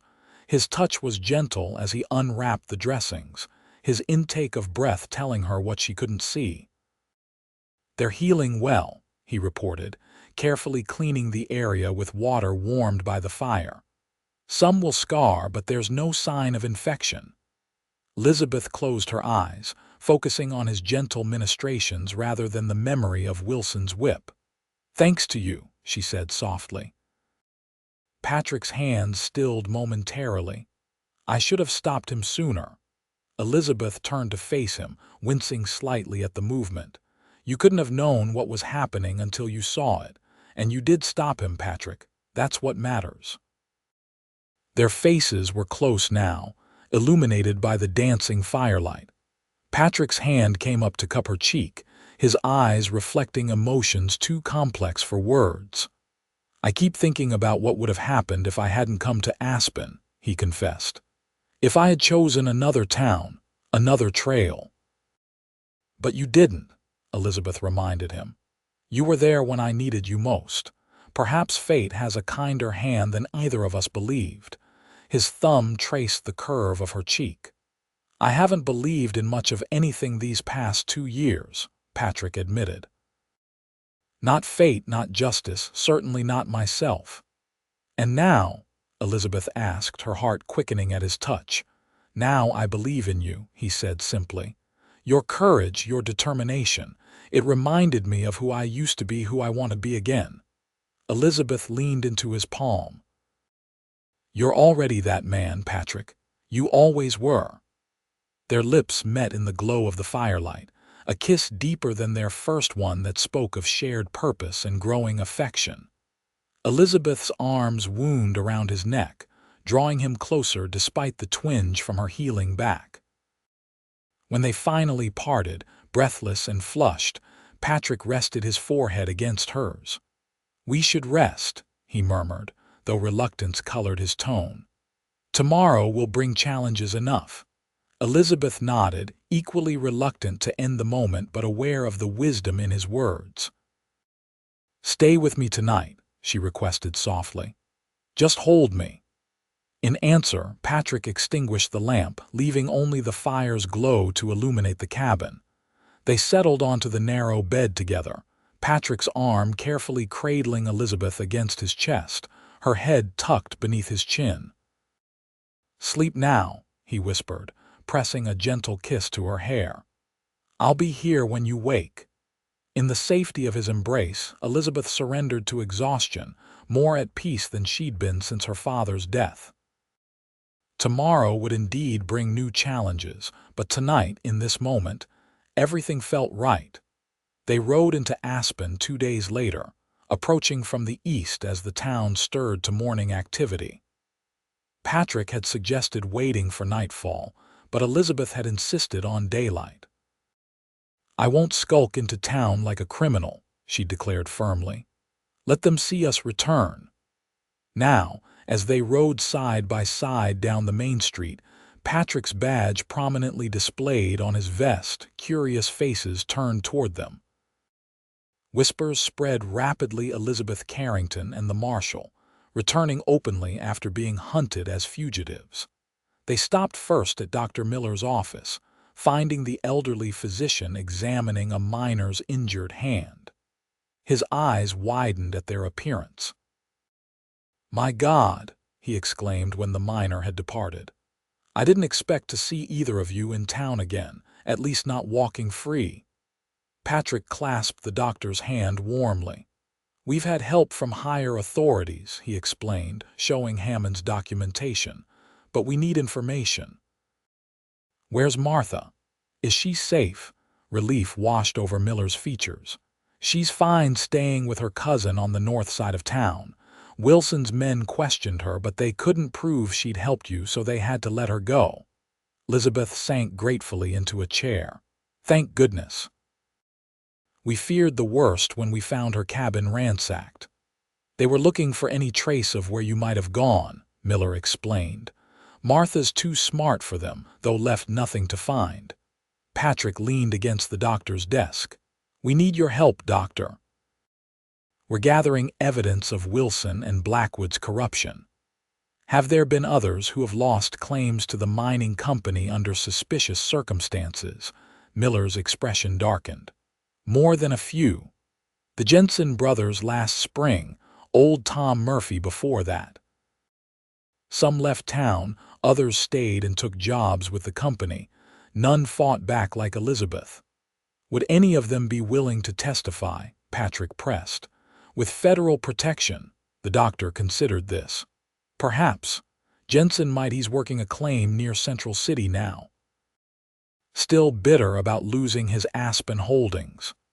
"And the mining records?" Elizabeth asked. "We need to examine them, see if there's evidence of Blackwood's schemes." "That won't be easy," Miller cautioned. "The recorder's office is next to the sheriff's, and Wilson's men have been watching it since you disappeared." Patrick nodded, having expected as much. "We'll find a way. For now, can you get word to Martha that we're back? Tell her we'll come to her tonight." As the doctor agreed, the door to his office burst open. Sheriff Wilson stood in the doorway, hand on his holstered pistol, flanked by two deputies. "Well, well," he drawled, satisfaction evident in his tone. "The fugitives return, saving me the trouble of hunting you down." Patrick straightened, hand deliberately away from his weapon. "We're not fugitives, Sheriff. In fact, I believe you'll find the situation has changed significantly." He withdrew Hammond's documents. "Federal injunction protecting the Carrington claim and my appointment as Deputy U.S. Marshal to investigate corruption in the Aspen mining district." Wilson's face darkened as he scanned the papers. "These could be forgeries." "Judge Hammond's seal is difficult to counterfeit," Patrick replied evenly. "Feel free to telegraph Denver to confirm. In the meantime, I'll be conducting my investigation, beginning with your office and its connection to the Rocky Mountain Mining Company." The sheriff's hand tightened on his gun butt. "You think a piece of paper protects you, Calloway? This is my town, my jurisdiction. Federal authority supersedes local, Sheriff. You know that." Patrick's posture remained relaxed, but his eyes never left Wilson's gun hand. "I'm not here to challenge your position, only to investigate specific allegations of corruption. Cooperate, and this can be resolved peacefully." Wilson's gaze shifted to Elizabeth, hatred evident in his expression. "You should have run while you had the chance, Miss Carrington." Elizabeth rose, facing him without flinching. "Running isn't in my nature, Sheriff. Neither is surrendering what rightfully belongs to me." For a tense moment, the outcome hung in the balance, Wilson clearly calculating whether to defy federal authority openly. Finally, he stepped back. "This isn't over," he promised. "Not by a long shot." He turned to leave, then added over his shoulder, You might want to check on that precious mine of yours, Miss Carrington. Never know what might happen to an unattended claim these days." After the sheriff and his deputies departed, Dr. Miller released a long breath. "That man is dangerous, Patrick, more so now that he feels cornered." "I know," Patrick agreed grimly. "Which is why our next stop is the Carrington claim. If Wilson's threatening it, we need to see why." They departed quickly, riding north out of Aspen toward Deadman's Gulch. As they approached the claim, smoke became visible rising above the tree line. "No," Elizabeth gasped, urging her horse faster. They crested the rise to find the cabin ablaze, flames consuming the roof and licking out the windows. Near the mine entrance, 3 men worked hurriedly, carrying what appeared to be explosives inside. "They're going to collapse the mine," Patrick realized, drawing his revolver. "Elizabeth, stay back." But she was already spurring her horse forward, fury overriding caution. Patrick followed, firing a warning shot into the air that caught the men's attention. "Federal Marshal," he shouted. "Step away from the mine entrance." The men hesitated, then scattered, 2 running for horses tethered nearby, the third ducking into the mine with something in his arms. "He's setting charges," Elizabeth cried, dismounting despite Patrick's warning. Patrick leapt from his horse, racing after the man who'd entered the mine. Behind him, he heard gunshots as the other 2 men fired from the cover of trees. Elizabeth had taken shelter behind a boulder, returning fire with the revolver Patrick had given her. The mine tunnel was dark, lit only by a lantern the saboteur had left near the entrance. Patrick advanced cautiously, revolver ready. "Come out now," he called. "You're only making things worse for yourself." "Go to hell, Marshal," came the reply from deeper in the tunnel. "This claim will be buried one way or another." Patrick moved forward, eyes adjusting to the dimness. Ahead, he could make out the man crouched by the silver vein, arranging what looked like dynamite charges. "Last chance," Patrick warned. "Surrender now." The man turned, raising a pistol. Patrick fired first, his bullet striking the man's shoulder. The wounded saboteur stumbled back, dropping his weapon but revealing a lit fuse now sputtering toward the dynamite. Patrick lunged forward, grabbing the injured man and hauling him toward the entrance. "Move," he ordered, pushing the protesting saboteur ahead of him as he spotted the burning fuse. They emerged from the mine entrance just as gunfire ceased outside. Elizabeth stood over one of the other men, Patrick's revolver trained on him while the third lay clutching a bleeding leg nearby. "Dynamite," Patrick shouted. "Get clear." He shoved the wounded saboteur toward his companions, then grabbed Elizabeth's arm, pulling her away from the mine entrance. They were barely 30 yards away when the explosion rocked the ground beneath their feet, sending a cloud of dust and debris billowing from the tunnel. When the dust settled, Patrick helped Elizabeth to her feet. "Are you hurt?" She shook her head, though her face was pale with shock. "The mine." Together they approached the entrance, now partially collapsed. Timber supports had given way, rocks and earth blocking much of the opening. "How bad is it?" Elizabeth asked, her voice tight. Patrick examined the damage carefully. "The entrance is compromised, but it doesn't look like the whole tunnel collapsed. With proper equipment, it could be cleared and reinforced."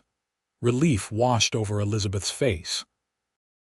"So the silver vein should still be intact," Patrick confirmed.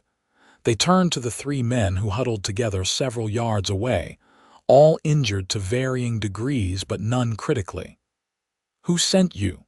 Patrick demanded, approaching them with his revolver drawn. The apparent leader, the man Patrick had shot in the shoulder, glared defiantly. "No one sent us. We heard there was an abandoned claim ripe for jumping." "Lying won't help your situation," Patrick warned. "Attempting to destroy a federally protected mining claim is a serious offense." Cooperate and I might convince the judge to be lenient." The men exchanged glances, weighing their options. Finally, the leader spat on the ground. "Blackwood paid us. Said to make it look like an accident, collapsed tunnel, destroyed cabin. Natural hazards of mining, he called it." Patrick nodded, having expected as much. "You'll sign statements to that effect." "And if we refuse," one of the others challenged, "then you'll face federal charges without the benefit of cooperation," Patrick replied simply. "Your choice." While the cabin burned beyond salvaging, Patrick secured the would-be saboteurs to a tree with their own belts and bandanas. "We'll send someone from town to collect them," he told Elizabeth. "Right now, we need to find Blackwood before he discovers his plan has failed." Elizabeth surveyed the destruction of her home with a mixture of anger and determination. "He's taken everything my father built," she said quietly, "but he won't take what matters most, the silver that my father died finding." Patrick touched her shoulder gently. "We'll rebuild, Elizabeth." "Better than before." She turned to him, noticing his use of we rather than you. A small smile touched her lips despite the circumstances. "Yes, we will." They rode back to Aspen with renewed purpose, the evidence against Blackwood mounting. The attempted destruction of the mine, combined with the saboteur's testimony and Blackwood's signed confession, was building a case that even Wilson's influence couldn't undermine. Evening was falling as they reached town. Instead of returning to Dr. Miller's, they rode directly to the sheriff's office, where Patrick officially arrested the 3 saboteurs when deputies brought them in. "I'm also filing charges against Richard Blackwood for attempted destruction of the Carrington claim," Patrick informed the reluctant deputy on duty. "I expect him to be brought in for questioning by morning." "Sheriff Wilson won't like this," the deputy warned. Patrick pinned him with a hard stare. "Sheriff Wilson's preferences are becoming increasingly irrelevant to this investigation. I suggest you start considering which side of it you want to be on when the dust settles." As they left the sheriff's office, Elizabeth touched Patrick's arm. "Will it work? Filing charges against Blackwood directly. It forces Wilson to act," Patrick explained. "Either arrest Blackwood, which turns his ally against him, or refuse, which proves he's obstructing a federal investigation." They made their way to Martha's cousin's house on the north side of town, where the elderly woman embraced Elizabeth tearfully. "I thought I'd never see you again, child," Martha declared, holding Elizabeth at arm's length to examine her. "You look stronger despite everything." Elizabeth smiled warmly. "I feel stronger, Martha, thanks in no small part to your help." As they settled in the small parlor, Patrick explained their progress and the charges filed against Blackwood. "It won't be enough," Martha warned, pouring coffee for her guests. "Men like Blackwood and Wilson have weathered accusations before. They have friends in the territorial government, influential investors in Denver. This time is different," Patrick assured her. "Judge Hammond is personally overseeing this case, and he has no tolerance for corruption in the mining districts." Martha remained skeptical. "Words on paper don't stop bullets, Marshal, and those men won't surrender their power without blood being spilled." Her warning proved prescient. Shortly before midnight, a rock crashed through the front window, wrapping in a note that read, "Leave town by morning or be buried here." Patrick examined the crude threat while Elizabeth and Martha swept up broken glass. "They're getting desperate," he observed. "Good. Desperate men make mistakes. Or desperate men become more dangerous," Elizabeth countered, setting aside the broom. "We need to be careful, Patrick." He nodded, tucking the note into his pocket as evidence. "We should move to more secure lodgings. The hotel might be best public enough to discourage direct violence." Martha insisted on staying with her cousin, but Patrick and Elizabeth relocated to Aspen's main hotel, taking adjoining rooms for propriety's sake, though both knew the arrangement was largely for appearance. In the privacy of Elizabeth's room, they continued planning their next steps. "Tomorrow we need to access those mining records," Patrick said, pacing near the window where he could observe the street below, "and find anyone else who's lost claims to Blackwood's company." Elizabeth sat on the edge of the bed, fatigue evident in her posture. "And if Wilson refuses to arrest Blackwood, what then?" "Then we telegraph Judge Hammond," Patrick replied. "Request additional federal agents to enforce the warrants." Elizabeth nodded, then asked the question that had been lingering between them since their return to Aspen. "And afterward?" "When this is over," Patrick stilled his pacing, turning to face her. "What do you want to happen, Elizabeth?" She met his gaze steadily. "I want to rebuild my claim, extract the silver my father died finding." She paused, then added softly, "And I want you with me while I do it." Patrick crossed to her, taking her hands in his. "I've spent 2 years running from who I was, what I did in Laramie, but these past weeks with you." He shook his head, searching for words. "You've reminded me that fighting for what's right is worth the cost." "Is that all I've reminded you of?" Elizabeth asked, a hint of vulnerability beneath her usual strength. Patrick's hand came up to cup her cheek. "No," he admitted quietly. "You've shown me that there might be a future worth building, Elizabeth, one I never thought I'd have again." Their lips met in a kiss that deepened quickly, weeks of tension and growing feelings finding expression. Elizabeth's arms wound around Patrick's neck, drawing him closer as she leaned back onto the bed. Patrick followed, careful of her still healing back as he braced himself above her.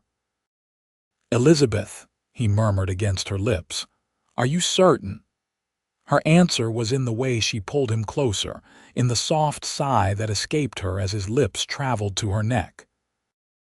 Outside, Aspen continued its nightly revelry, but within the hotel room, the world narrowed to just the two of them finding in each other a promise of something neither had dared hope for.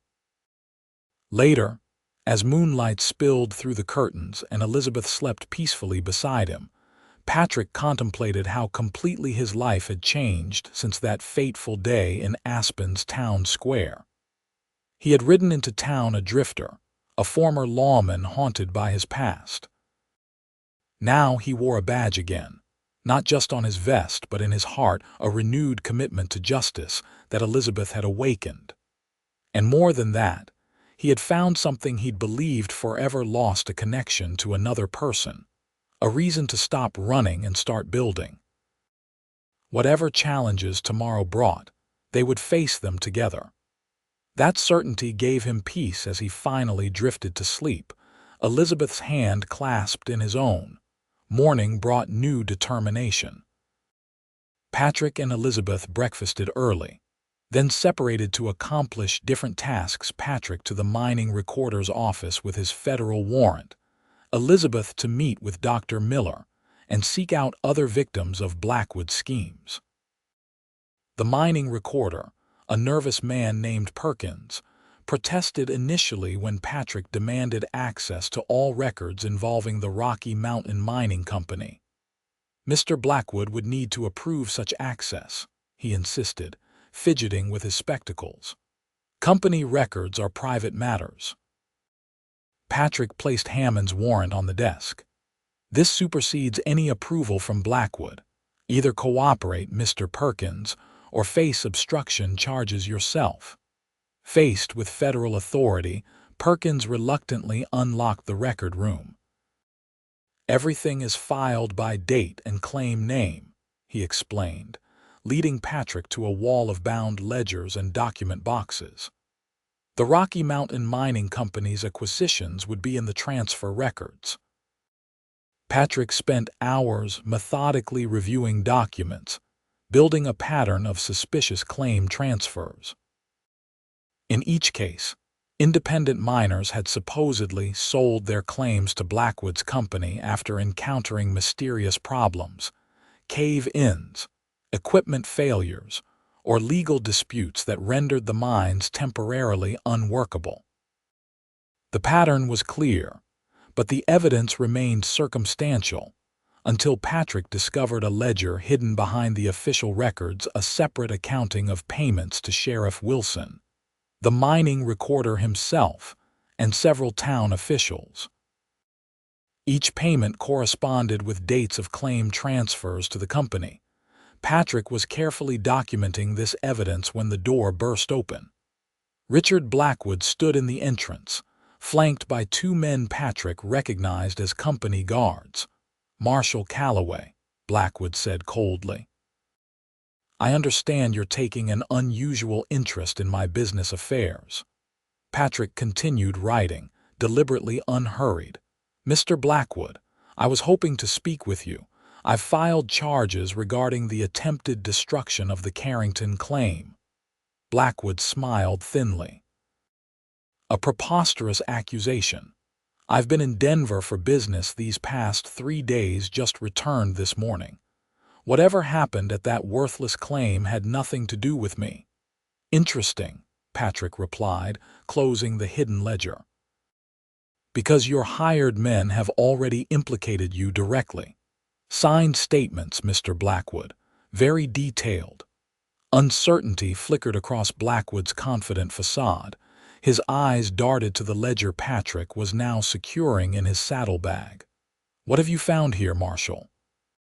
"Surely nothing of consequence." "Evidence of systematic corruption," Patrick stated flatly. "Payments to officials, forged claim transfers, a pattern of intimidation against independent miners." He straightened, facing Blackwood directly. "Your operation is finished in Aspen, Mr. Blackwood." The businessman's expression hardened. "You naive fool.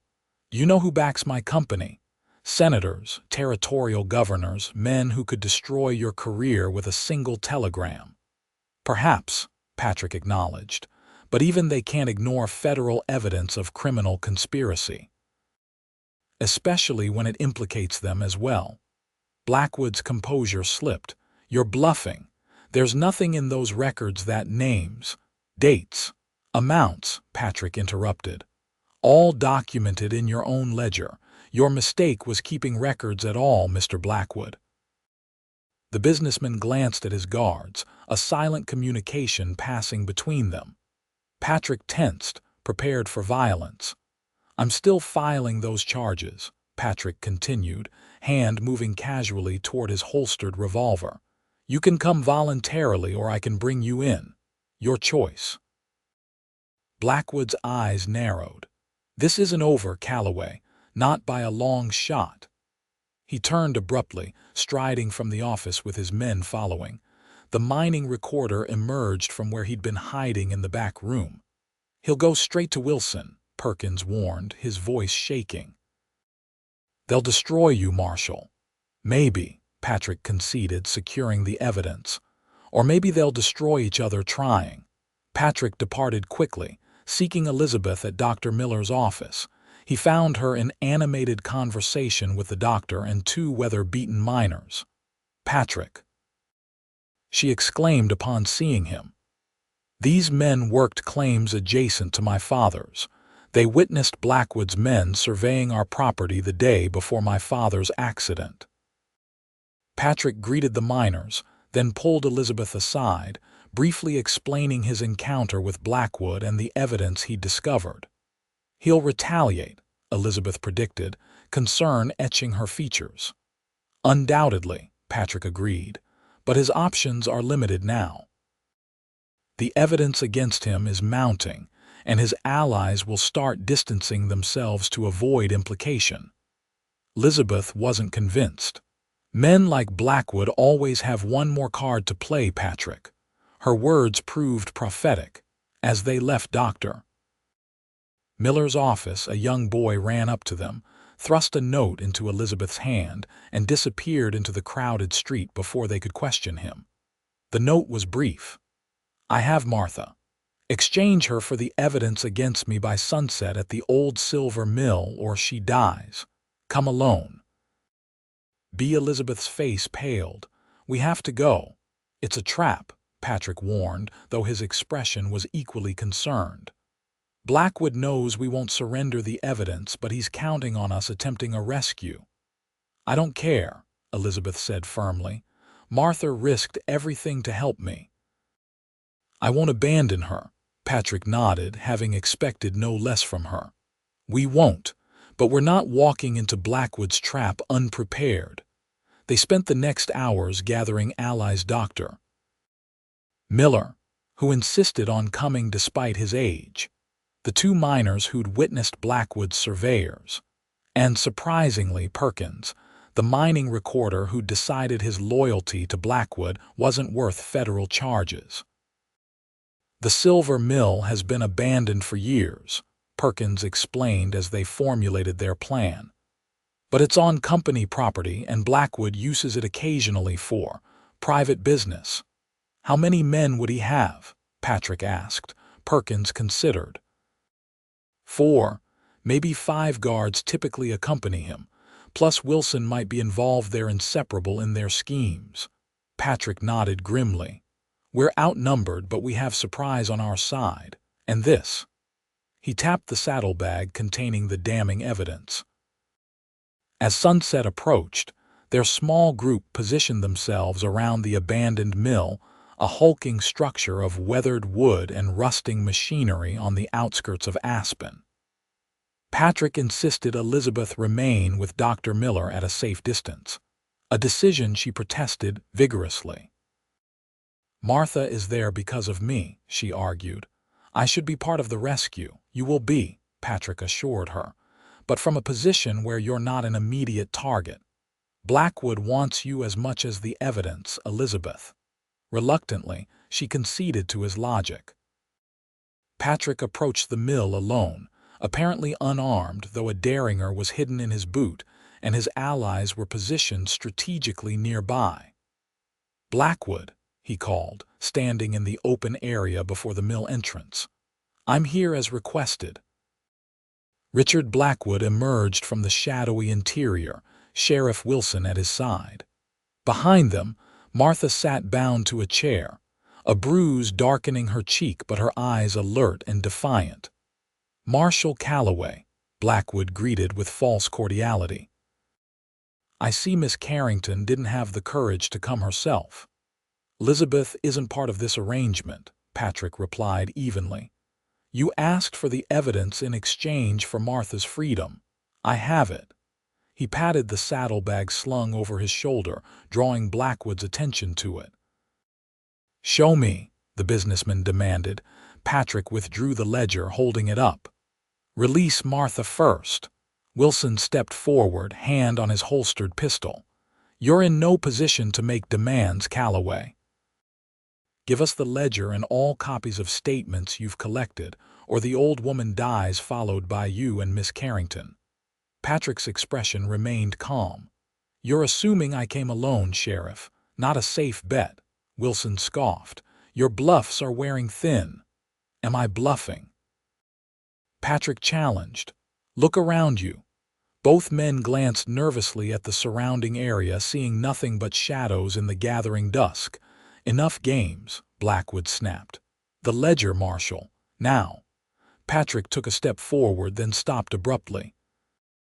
"One more thing you should know," he said conversationally. "I sent copies of everything to Judge Hammond in Denver this afternoon. If anything happens to me, Elizabeth, or Martha, federal marshals will swarm Aspen by week's end." Uncertainty flickered across Blackwood's face, but Wilson was less easily deterred. "You're still going to die tonight," the sheriff growled, drawing his pistol. The shot rang out from somewhere to Patrick's left, one of the miners firing with surprising accuracy. Wilson's pistol flew from his hand as the bullet struck his wrist. Chaos erupted. Blackwood's guards emerged from the mill, guns drawn, but found themselves targeted from multiple positions as Patrick's allies revealed themselves. Patrick himself drew the hidden derringer, aiming it steadily at Blackwood. "It's over," he stated firmly. "Order your men to stand down." Wilson clutched his bleeding wrist, fury contorting his features. "Kill them all," he shouted to the guards. "Now." But Blackwood, ever the pragmatist, recognized a losing proposition. "Hold your fire," he countermanded. "Stand down." His guards hesitated, caught between conflicting orders. Patrick seized the moment, advancing on Blackwood with the Derringer still trained on him. "Richard Blackwood, you're under arrest for kidnapping, attempted murder, corruption, and conspiracy against the federal government," Patrick announced formally. "Sheriff Wilson, you're arrested on the same charges." As if on cue, Elizabeth appeared with Dr. Miller, moving directly to Martha while Patrick's other allies emerged from their hiding places to cover the guards. "Untie her," Elizabeth ordered Blackwood, her voice cold with controlled fury. The businessman hesitated, then complied, working at the ropes that bound Martha to the chair. As soon as she was free, Elizabeth helped her to her feet. "Are you hurt?" Elizabeth asked gently, examining the bruise on Martha's face. "Nothing that won't heal," the older woman replied with dignity. "Unlike Mr. Blackwood's reputation once this becomes known." Patrick secured Wilson and Blackwood with their own handcuffs, confiscated from the sheriff's belt. "We're marching back to town," he informed them, "where you'll be held until Judge Hammond arrives to hear the charges personally." Blackwood's confidence had evaporated, replaced by the desperate calculation of a man seeking any escape. "This is a mistake, Marshal. The company's investors won't allow it. They'll have your badge in your head." "Let them try," Patrick replied calmly. "The evidence speaks for itself." As they began the walk back to Aspen, Elizabeth fell into step beside Patrick, her hand finding his when no one was looking. "It worked," she murmured, still supporting Martha with her other arm. Patrick squeezed her fingers gently. "One step closer to justice, one step closer to rebuilding." The next week passed in a whirlwind of activity. Judge Hammond arrived from Denver with additional federal marshals, holding preliminary hearings that sent shockwaves through Aspen's power structure. Blackwood, Wilson, and several town officials were held for trial, while the evidence Patrick had gathered revealed corruption extending to territorial officials in Denver. With Hammond's authority behind them, Patrick and Elizabeth began rebuilding the Carrington claim. The mine entrance was cleared and properly reinforced, a new cabin constructed on the foundation of the old one. Word of the rich silver vein spread, but with federal protection in place, no one dared challenge Elizabeth's ownership. 1 month after their confrontation at the abandoned mill, Patrick and Elizabeth stood on the porch of the newly completed cabin, surveying the activity around the mine. Hired workers came and went, extracting silver ore that promised to make the Carrington claim one of the most productive in the district. "Your father would be proud," Patrick observed, watching Elizabeth's expression as she took in the transformation of her property. "Yes," she agreed softly. "Though I think he'd be most proud that we fought for what was right, not just for the silver." Patrick turned to her, taking both her hands in his. "Judge Hammond is returning to Denver tomorrow. He's asked me to come with him." Alarm flashed across Elizabeth's face. "You're leaving?"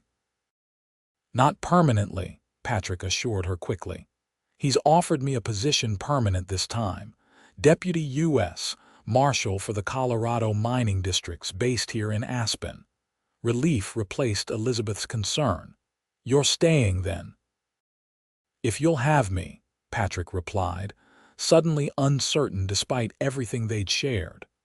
"This is your claim, your home." "I wouldn't presume," Elizabeth silenced him with a kiss, her arms wrapping around his neck as she pressed herself against him. When they finally parted, both breathless, she smiled up at him. "It's our home now," she corrected. "If you want it to be." Patrick's hand came up to cup her cheek, his thumb tracing the curve of her lips.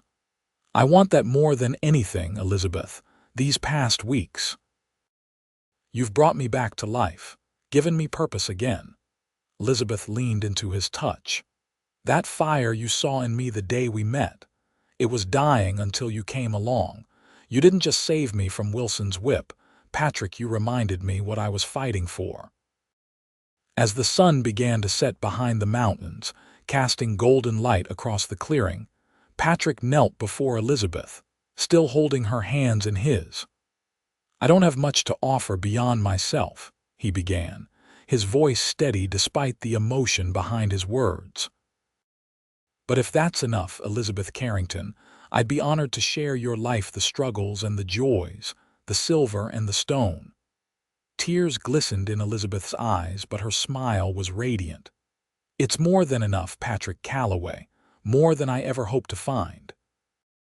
He rose, gathering her in his arms as their lips met again, a promise sealed as the day's last light gilded the world around them.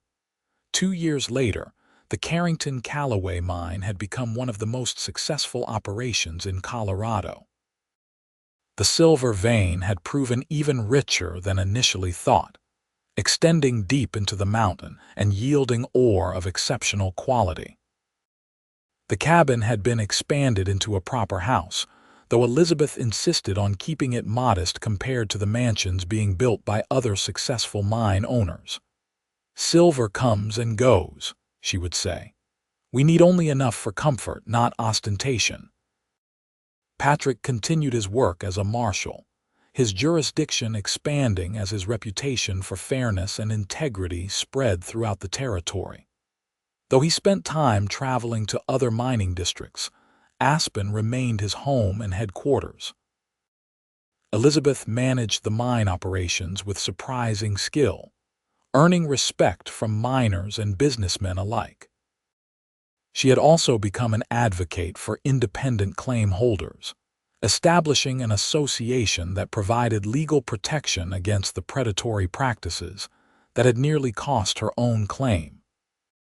On a crisp autumn morning, Patrick stood at the window of their bedroom, watching as golden aspen leaves drifted to the ground. Behind him, Elizabeth moved about the room, dressing for the day while humming softly to herself. A cry from the next room interrupted her melody, their 6-month-old son, Edward Patrick Calloway, announcing he was awake and hungry. "I'll get him," Patrick offered, already moving toward the nursery. He lifted his son from the crib, marveling as he often did at the perfect miniature features that combined his and Elizabeth's likenesses. The boy's cry softened to contented gurgling as Patrick carried him back to Elizabeth. "Good morning, little prospector," she cooed, taking him in her arms and settling in the rocking chair by the window to nurse him. Patrick watched them, a profound sense of peace washing over him. From the window, he could see the mine entrance where workers were already beginning their day. Beyond that, the mountains rose majestic against the clear blue sky, unchanged by the human dramas that played out beneath them. "I received a letter from Judge Hammond yesterday," he mentioned, sitting on the edge of the bed. "Blackwood's final appeal was denied. He'll serve his full sentence." Elizabeth nodded, not particularly surprised. "And Wilson, still serving time in the territorial prison. Hammond says he's become a model prisoner, perhaps even genuinely remorseful." Elizabeth's expression softened slightly. "Redemption is possible for anyone, I suppose. Look at us, who would have thought that day in the town square that we'd end up here?"